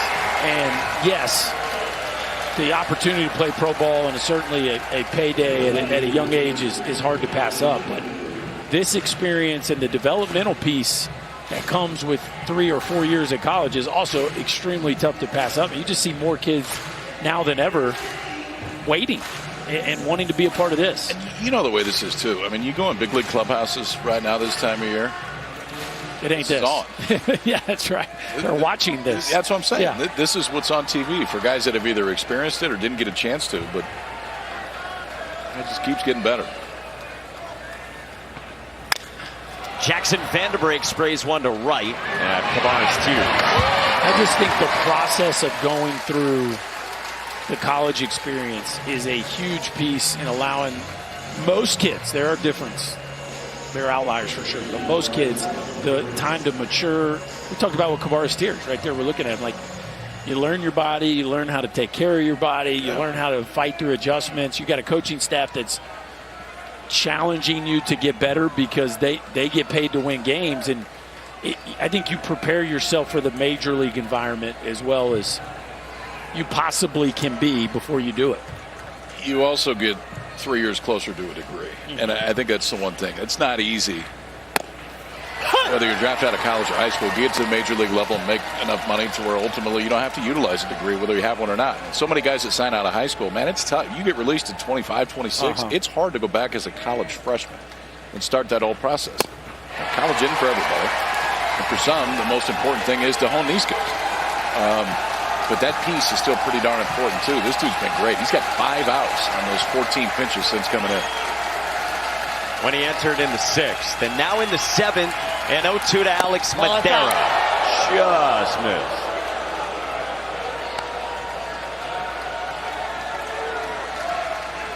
Alex Madera's talked about it. He came from the D3 ranks. Said it was a couple shirts, couple shorts. The gear's pretty good, too. The facilities, the travel is nice. Fights one up. It compares favorably, especially in these conferences, to the low levels of the minor leagues. The play does. Travel doesn't. Travel's a little bit better here. Little bouncer foul. Remember the first road trip I had in pro ball, we went from Ogden, Utah to Lethbridge, Canada. Sounds 16 lovely. short hours in a bus. And when I got there, we got into this hotel, the motel. It wasn't a hotel. And the bed was like tilted at a 30-degree angle down. It's a little bit different than the Marina Del Rey Marriott we were on. Madera beats it out, and he's on with a 2-out infield single, beating the throw from Dean Curley for North Carolina, trying to mount a comeback down by 4.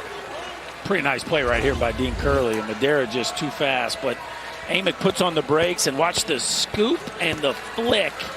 Plenty of arm strength, but Madera so athletic, got down the line a step too fast for Curley. That's one heck of a chance there by the Tennessee shortstop, making that play close at first.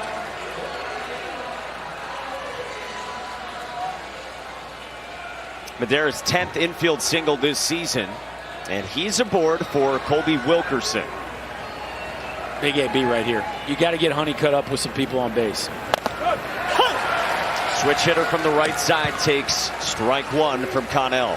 Whatever means necessary right here from Wilkerson. Give your slugger a chance to drive in some runs right here. Ball. That's low. To Colby Wilkerson. That is Vance Honeycutt on deck. Homered his last time. Clobbered one leading off the 6th.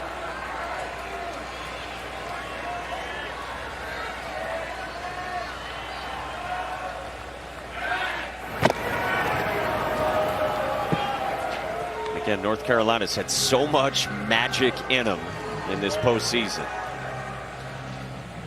Vance Honeycutt said this is probably more stressful for the people watching than it is for us. A lot of belief in that dugout right now. Cut and a miss.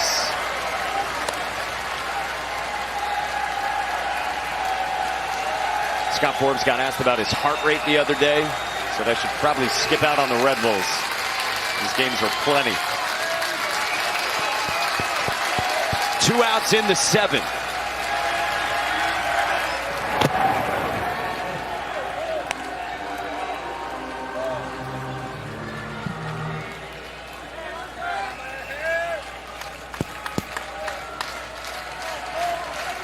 Vance Honeycutt hoping for a chance with traffic on the base paths for North Carolina down 4. 1-2 pitch. Wilkerson drives this one to right, and Tavares Tears has it. Inning over. Sun setting in Omaha. 5-1. The Vols on top of the heels. Told you about that throughout these first couple of days. And then if you start 2-0, you're in the company of 27 of the last 33 national champions, although LSU didn't start 2-0 last year. 8-9-1 in the bottom of the 7th for the Volunteers, up 5-1 on the Tar Heels. Bruce Chapman had that home run in the 5th that went 411 feet. Good perch for the loved ones.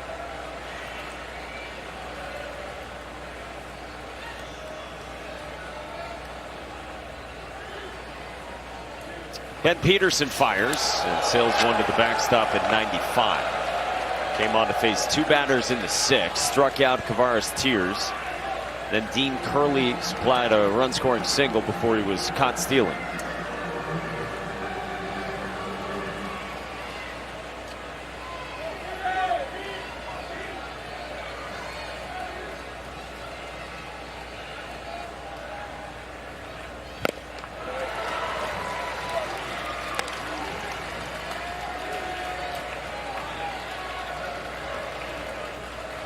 Winner plays Wednesday, loser plays Tuesday against Florida State.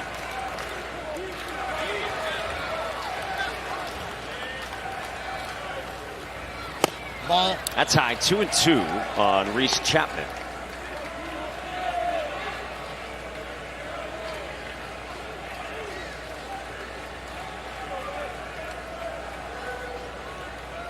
Tennessee sitting on 56 wins this season.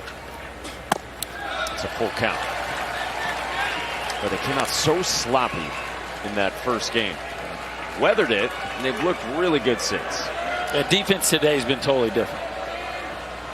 It's clean. It's a clean sheet, but more than that, I mean, there was a few the other day that weren't errors that Ball 4. definitely acted as that. Leadoff walk. Game 5 of the NBA Finals is Monday night at 8:30 Eastern on ABC. Celtics leading 3-1 over the Mavs. And it's the NBA Finals Game 5 Monday, 8:30 Eastern on ABC, ESPN Deportes, ESPN Plus, and ESPN Radio. And it's been really complete from Tennessee so far into the 7th. As Scott Forbes comes out again and probably wants to keep everybody well rested to come back for future games, however that shakes out. He's going to the pen for Cam Padgett. We'll step out and then right back to Omaha. He'll get Cal Stark. His father Butch watches on at the College World Series. 5-1 Tennessee. Got 3 runs in the 4th on the big fly from Tears, added on in the 5th, and another run in the 6th. Stark, that's one foul with Chapman on the move, and doing more of that type of stuff. Second time today he's tried to bunt for a hit. The particulars on Padgett. ERA in the 4s. Only his second outing in the NCAA tournament. Pitched 2 weeks ago against LSU. 2 1/3 scoreless of 1-hit ball. Basically his only outing in the last month. That's what you got to have to pull off the run that they had to once LSU pushed that thing to Game 7. You're going to have contributions from deep into your pitching staff. Padgett certainly answered that call.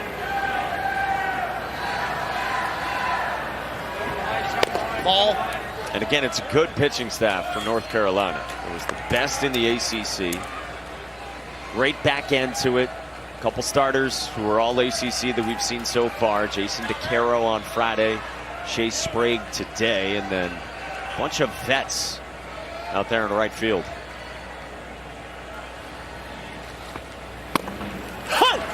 Strike 1 and 2. And again, this team lost before the season one of its 2 captains. Friday starting pitcher Jake Knapp with a torn UCL. Still been such a leader for Scott Forbes, right by him often in the dugout. And then true freshman Folger Boas stepped into the Friday job, but he eventually was out for the year with an elbow injury of his own. Get an offensive timeout here for Tennessee. Yeah, it's interesting right here. It looked like Cal Stark initiated that.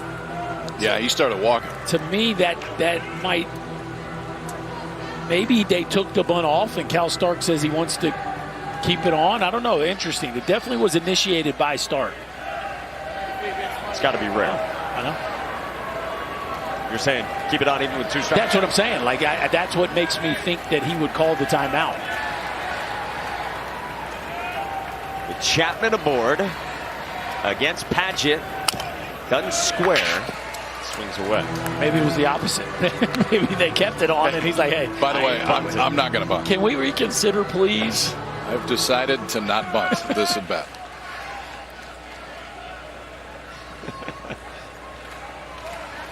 Senior has been such a key piece this year for Tennessee. He might have veto power. He might be able to. He is a trusted guy. Takes out. 2-2. Well, it is such a valuable weapon. Most of the time, especially in an offense like this, you wouldn't want to give up an out to move the guy to second base. But when Christian Moore's on deck and Blake Burke's after him, it does put the other team in a very tough spot trying to navigate those 2 hitters with a runner in scoring position. Ball. That's down, full count to Stark.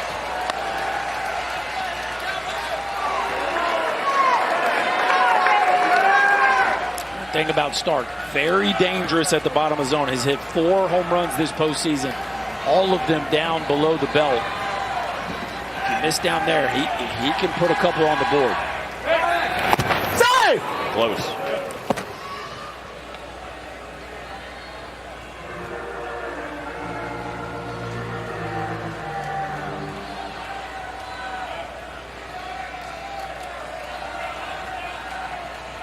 A deep breath for Cal Stark with Chapman on and nobody out, bottom of the 7th. Tennessee up by 4. How would you rate the move? Quick feet right there. Very quick feet. Yeah. And that's what creates a good move.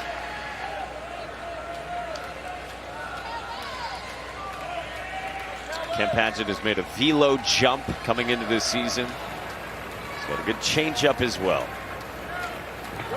Runner goes, and that is foul.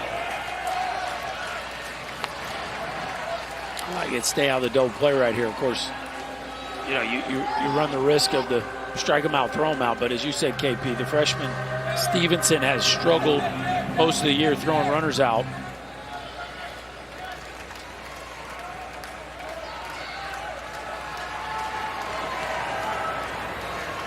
Waiting on another 3-2 from Cam Padgett to Cal Stark.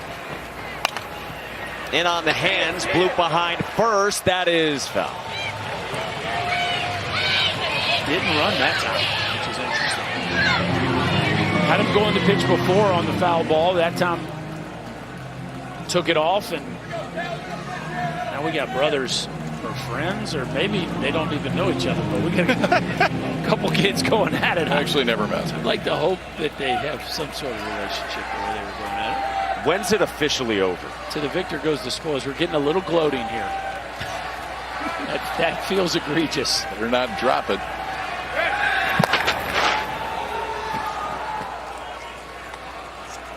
Get on the ground. Get on the ground. Oh, wow. Commit. Told you. Then he didn't fight for it. He just left it on the ground. Those are the rules. You drop it, you lose. Very interesting. He doesn't look happy. Gas up the ladder at 95 on the 9th pitch, and Cam Padgett strikes out Cal Stark for the first down. Pretty good battle right there, KP, between those two, but Padgett with the ability to ride that four-seamer up just above the barrel of Cal Stark. 95 right there. Elevate that thing and it stays there. If there's not much down, it's hard to get on top of it. 3 strikeouts tonight for Cal Stark. And now back to the top for Tennessee, to its junior superstar second baseman Christian Moore. Brooklyn native, won the SEC's Triple Crown for conference play. Has 33 home runs, among the most in the country. Apparently didn't like that. He's got some Juan Soto takes going on right now. Like Christian Moore, yeah, I think he's earned the right, but he has got some really animated takes going on right now.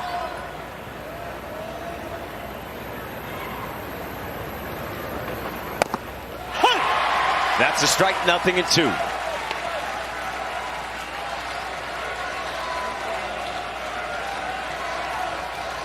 Displeased with the zone. Those two look pretty good. Maybe not to Christian Moore, but they look like they were there. Cam Padgett up and away.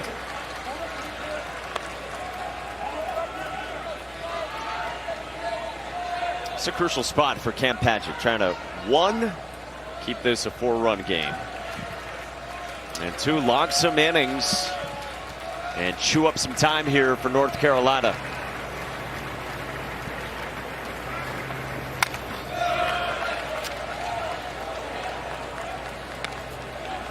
They used Dalton Pence for a while the other day. That's one of the best relief pitchers in the country, who you feel like he can throw pretty much whenever. Worked the final 3 1/3 hitless, and it was only 29 pitches for Pence against Virginia on Friday.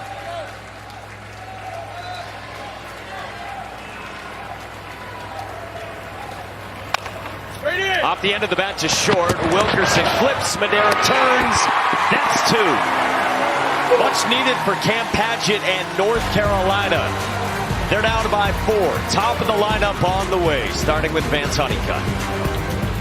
Nate Snead comes on, sophomore right-hander from South Milwaukee, Wisconsin, the transfer from Wichita State. Worked the final 2 1/3 shutout Friday. He can show you some velo now. Snead can run it up close to 100 miles an hour out of this Tennessee bullpen. Talk about the offensive Tennessee so often. Their pitching staff nationally, 2nd in ERA, 2nd in WHIP, 3rd in strike percentage, 3rd in first pitch strikes. That's the Frank Anderson staff. They throw a ton of strikes. If they don't, usually not going to pitch. There's Eric Church. Everyone wants a picture.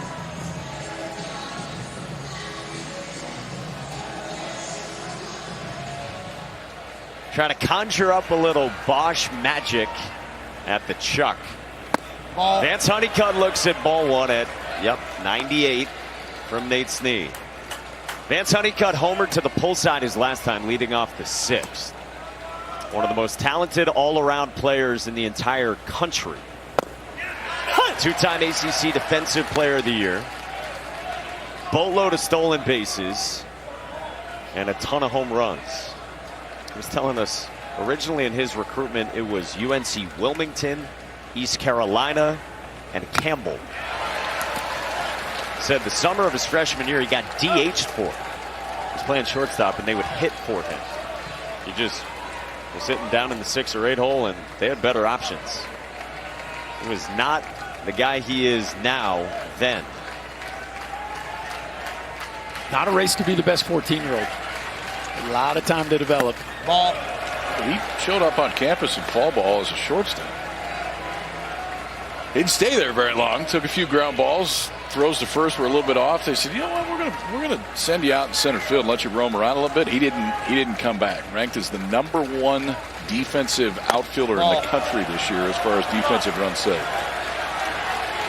He had a teammate on that team when he was a freshman, an upperclassman. He saw those 3 throws into the grandstands, and we don't know if it was jokingly or not, said that Vance Honeycutt should be cut. He wasn't.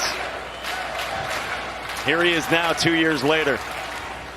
Ball 4. And he walks to lead off the 8th inning.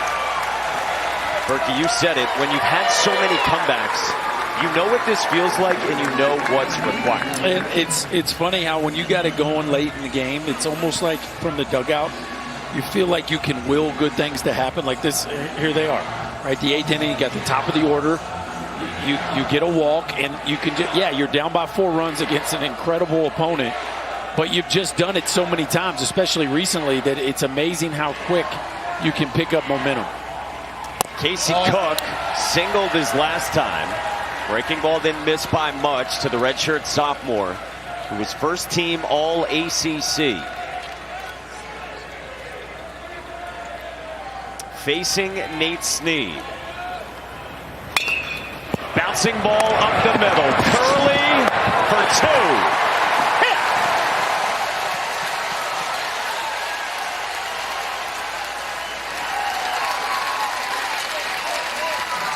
There goes that momentum, Mike. You talk about a momentum killer, a no-doubt double play ball. Tennessee shifting Curley up the middle, standing right where that 2-hopper was hit by Casey Cook. And, man, just like that, the energy out of that North Carolina dugout. So you wipe the bases clean. 2 down, and now Parks Harbor. First pitch swinging right at Curley. And just like that, the threat is over. 111 miles an hour off the bat in the 8th.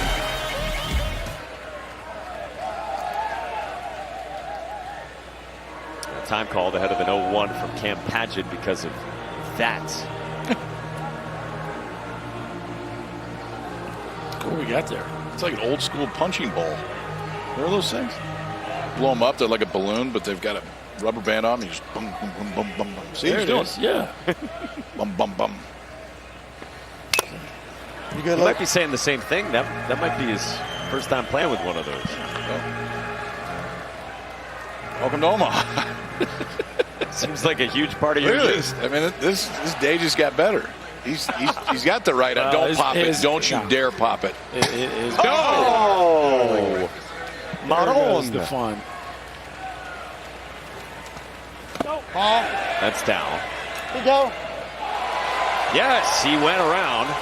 And Blake Burke, who now like 3 or 4 times in these 2 games has had very competitive check swings. Sound you hear right now is the Florida State fans saying, hold on. What?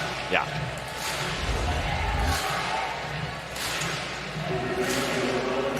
Oh, that was not a swing. That's a no. Yeah. No, that is definitely not a swing. Saw the smile from Blake Burke that probably says that he knows that too. Now Billy Amick. Heater away. So again, if you win, you move on straight to Wednesday afternoon. Be 2 o'clock Eastern on ESPN. You'd be 1 win away from the College World Series finals. If you lose, you play Tuesday afternoon, 2 o'clock ESPN against Florida State.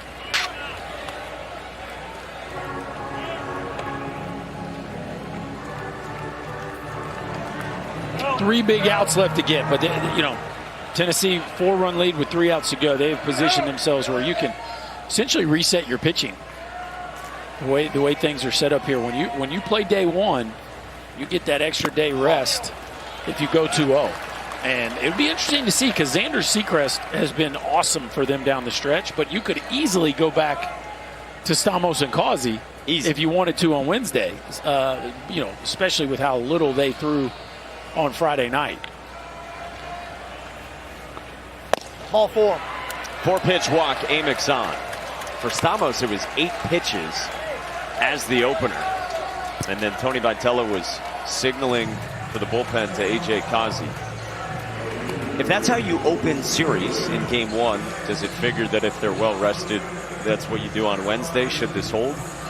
I would not. I would try to win with your game 3 guy. Then you're set up for the finals. Yep. To me. I mean, and especially with the way Seacrest is thrown down the stretch. You're set up for the finals. And you get your best guys going for the elimination. If he comes back on game 3, him being Seacrest, who's probably been their best starter the second half of the year, he'd be on short rest coming back on game 3. That's my only. Now, if you don't, Seacrest wouldn't have pitched in 12 days probably. Yeah. Before the finals, so that's the back and forth. I think you throw. It's game 3. You throw your game 3 starter. If you win it, now you're like KP said. Yes, potentially if the finals goes game 3, Seacrest is short, but his style doesn't strike me as somebody that would struggle on a short rest. I agree with but it. Yeah. I think you play to set up your pitching for the finals the way you would want to do it for a super or a conference series or however you've been doing it all year long. And that's what this allows you to do if you go 2-0. So again, if that holds, it'd be Seacrest on Wednesday, and then okay with him in short rest, 4 days rest. If you needed to bring him back again, this is way down the road, but game 3 of the finals on Monday. Dylan Dreiling takes down 2-0.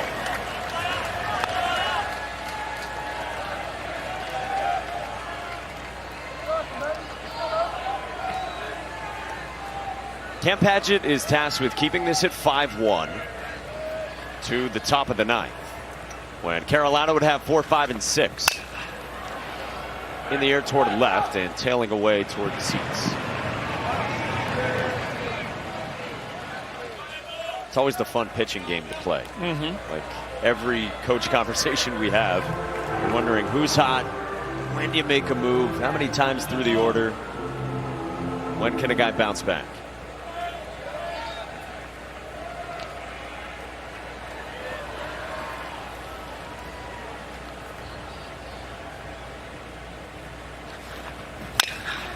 Sharply hit right field, base hit, Dylan Dreiling.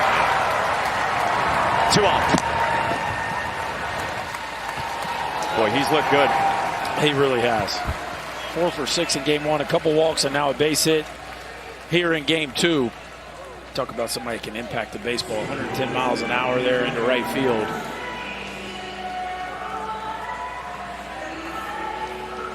Tennessee looking for some insurance here against the North Carolina team that's had plenty of tricks up their sleeve in the postseason. You never feel real comfortable until you get 27 outs against this bunch.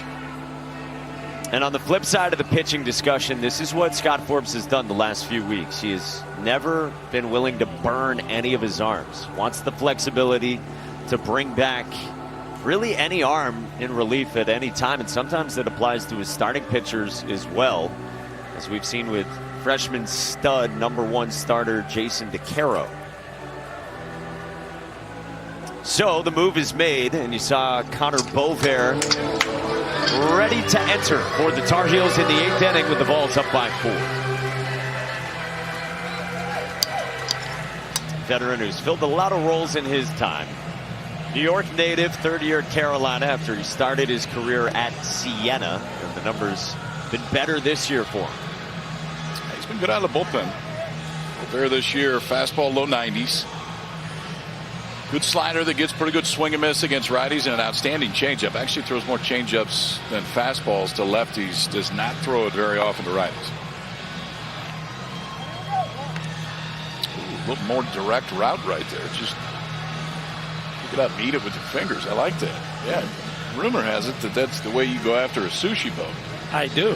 It's not a rumor. True. Are you a can I get a fork please guy when Nope. they bring the, you sure? Nope. Just simplicity. It's your Middle finger, your pointer finger, and your thumb. That's all you need.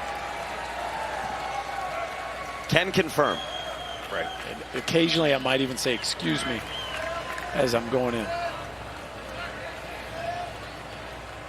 2 aboard with 1 out. And Colby Backus takes down. What eye black is to smeared on the wall at this ballpark right now, that's you going in with the fingers for the wasabi. Yeah, wasabi. I mean, you know, look, I mean, if we're eating sushi together, we're definitely good enough friends to put our fingers on wasabi together. That's the way I feel about it. Now, if you don't, just tell me on the front end. It's a little late for that. I'll get my own bowl of wasabi. Breaking ball was in for a strike. It's 1-1 on Colby Backus. He walked after he came on for Hunter Ensley. He left. If you weren't with us earlier, he made that unbelievable catch in center that left his eye black on the wall. Tennessee, Berkey said it, looking for some insurance here in the bottom of the 8th inning against comeback crazed Carolina. Strike 3 calls.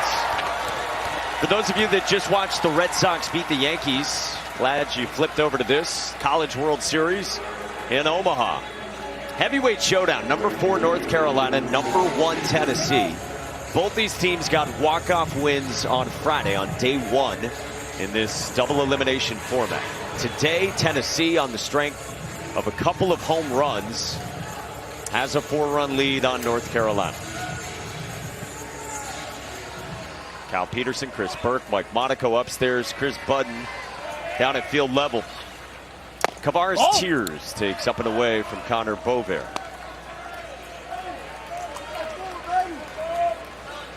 Ground out, 3-run homer, and strikeout for Tears.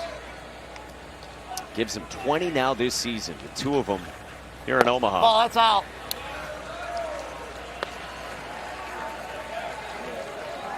Tennessee is the number 1 national seed trying to win a national championship. They haven't had that from the number 1 overall seed since 1999 in Miami. Good changeup. It's a heavy burden. I mean, there's really no what else you can say about it. I mean, a quarter century of evidence. It's incredible. And you talk about the teams that have come into the field with the number 1 ranking that haven't closed the deal. You think these guys even think about that? I don't think it's present at all, like on a game day or at any point when You're going to get asked about it at the very beginning. Yeah. This is the number 1 national seeds group that has started 2-0. Not the longest list. Wake Forest started that way last year, played some classics with LSU. That 2007 Oregon State team, of course, was right there on the front end. 2017 team that was one of the best teams ever. Guys, they might not think about it, but I could tell you they're tired about answering with any questions about it. I was speaking with Tony a couple days ago about, is there a superstition? Is it a curse? And he's like, I don't believe in that stuff. What I can tell you, social media started not long after 1999. And how much is that your focus in reading into it? Interesting perspective. He said, I don't think it's a coincidence. It's pulled down the right field line, a fair ball for Kavares Tears. Amick scores, and Kavares Tears stays high. Anytime, yes, sir, I got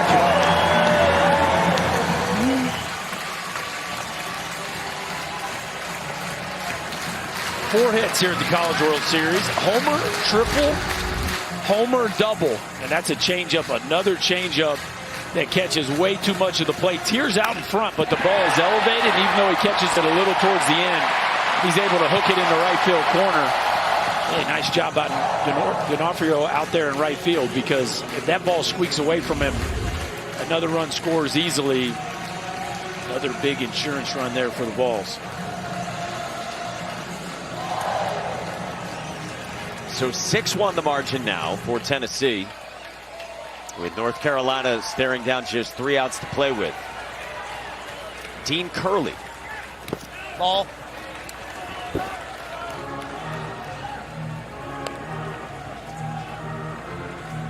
Dean Curley eventually settled in at shortstop for Tennessee, taking over for Maui Ahuna.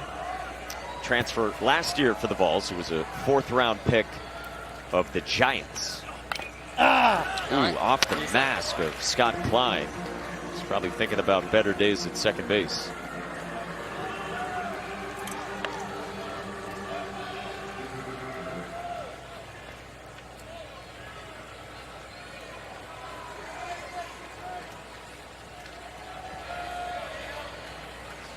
Scott Klein was at second, summoned into duty when Kellen Levy left. He's all right. That's a strike from Bovair. So 2 outs, bottom 8. North Carolina trying to strand 2. Tennessee adding insurance. 1-2, up high.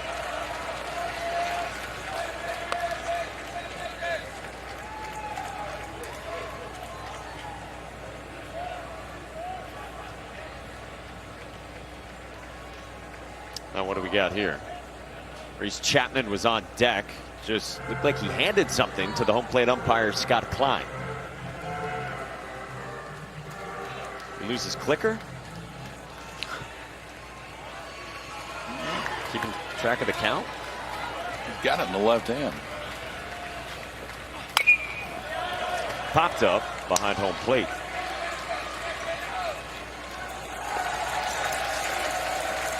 This is one of the closer ones we've had here.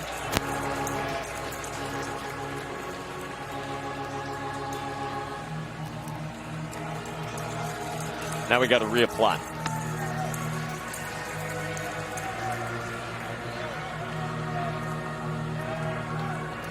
Ball staying loose in that third base dugout.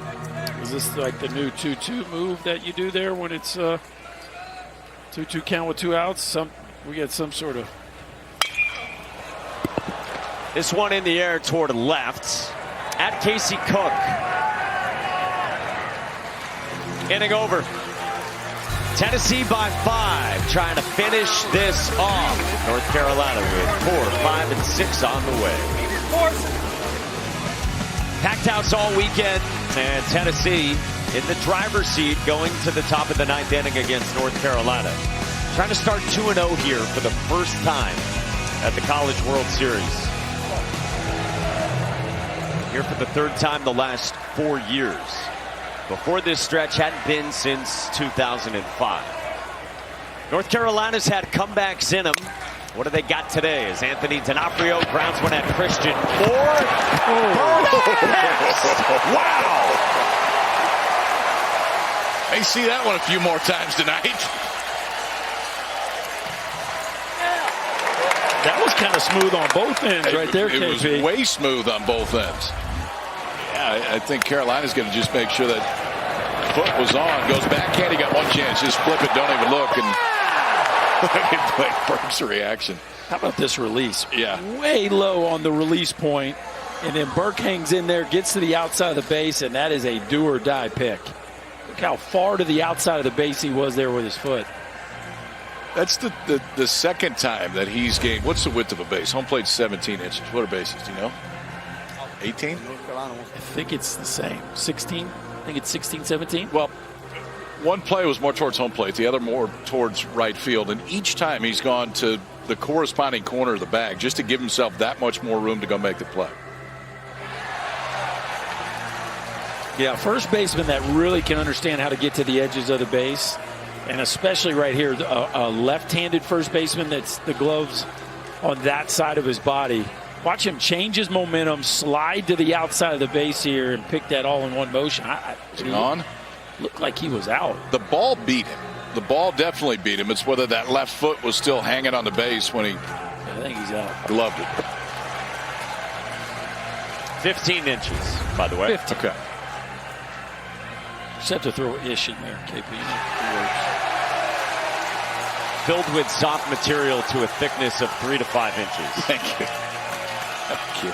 Anything else? Soft material is helpful. It wouldn't be any fun if it was filled with concrete. Makes a lot more sense. What a play on both ends, indeed, from Christian Moore and Blake Burke. Total turnaround defensively for Tennessee. After review, the call of out at first base is confirmed. North Carolina has one challenge remaining for the game. Why not use it or lose it for Scott Forbes? But with a dribbler from a guy as speedy as Anthony D'Onofrio, hoping to get aboard there and start something. Remember, the 8th inning against Nate Steed began with Vance Honeycutt working a walk, and then it was promptly double play ball, line out to short on a bullet from Parks Harbor. And the threat was over. And now 2 outs left to play with, and Gavin Gallagher standing in. Ball. Tennessee 9 walks and a hit by pitch with 3 errors last game against Florida State. Tonight, 3 walks, no errors, no hit by pitches. They have cleaned up the free passes.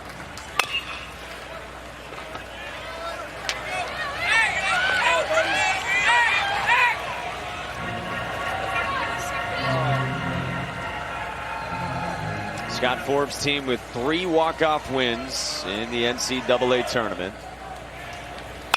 Down by 5. Foul from Gallagher. Boy, how about it? Play it off the carom.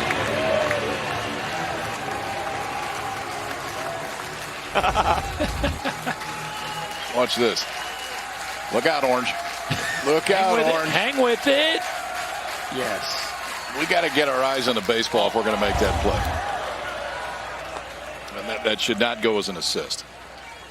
We're erasing the assist. Didn't earn it? No. The young buck comes through. 2-2 to Gallagher. Ball. Curls up and away. Full count on Gavin Gallagher. The steely true freshman trying to get aboard.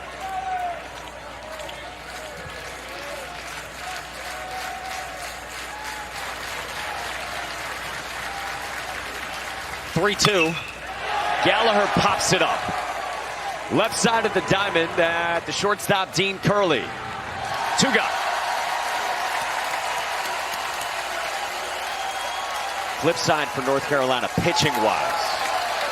Wonder what they would roll out. Got to come back on Tuesday, should this hold. Aiden Houston, their number 3. Yep. Remember, Sprague started.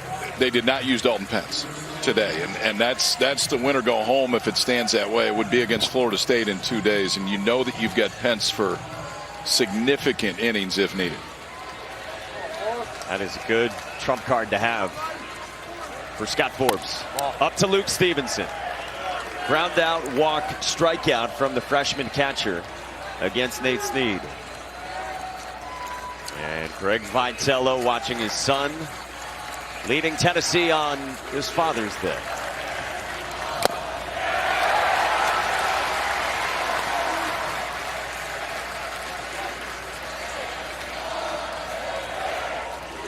There's Dalton Pence. Used on Friday, not today. Swing and a miss. The SEC trying to go 3-0 against the ACC head-to-head here in Omaha.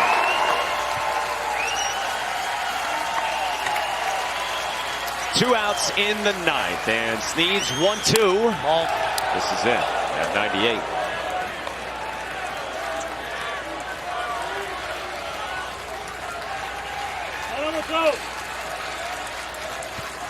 Drew Beam started and worked into the 6th.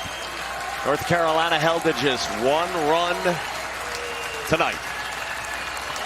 2-2 is down and a full count.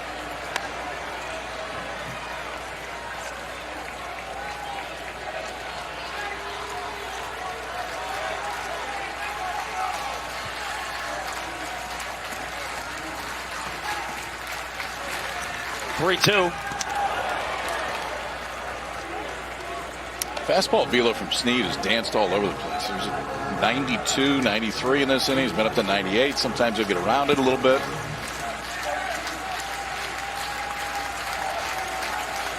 Jackson Vanderbeek would be next. See what Snead dials up here.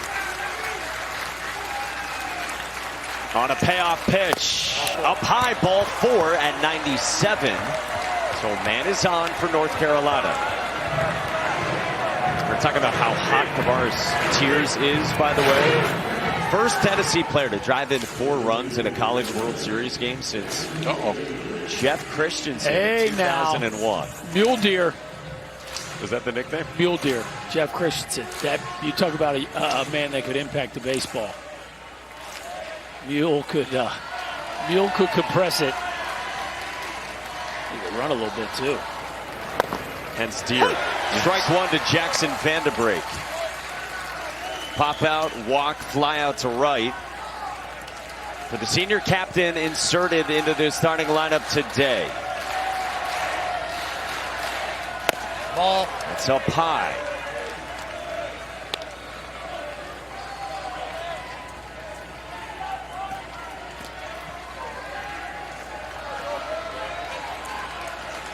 Nate Snead trying to finish this off. Ball. That's up and in. Hot. 2-1, and now a visit from Cal Stark. Getting a ton of horizontal run on that fastball from Nate Snead. That thing is really running back inside the right-handed hitters, and tells some regards, stuff has been extremely lively and almost impossible for Carolina to square up. But the flip side of that is controlling it enough to get it to land in the strike zone.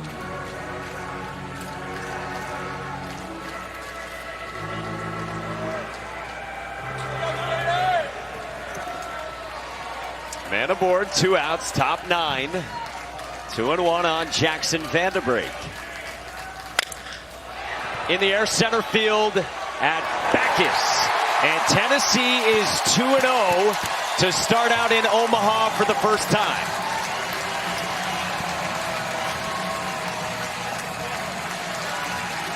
That's kind of been their path all year. Long ball to them today. That gets 4 of the 6 runs. Pitching staff has been efficient. They've been one of the best in the entire country.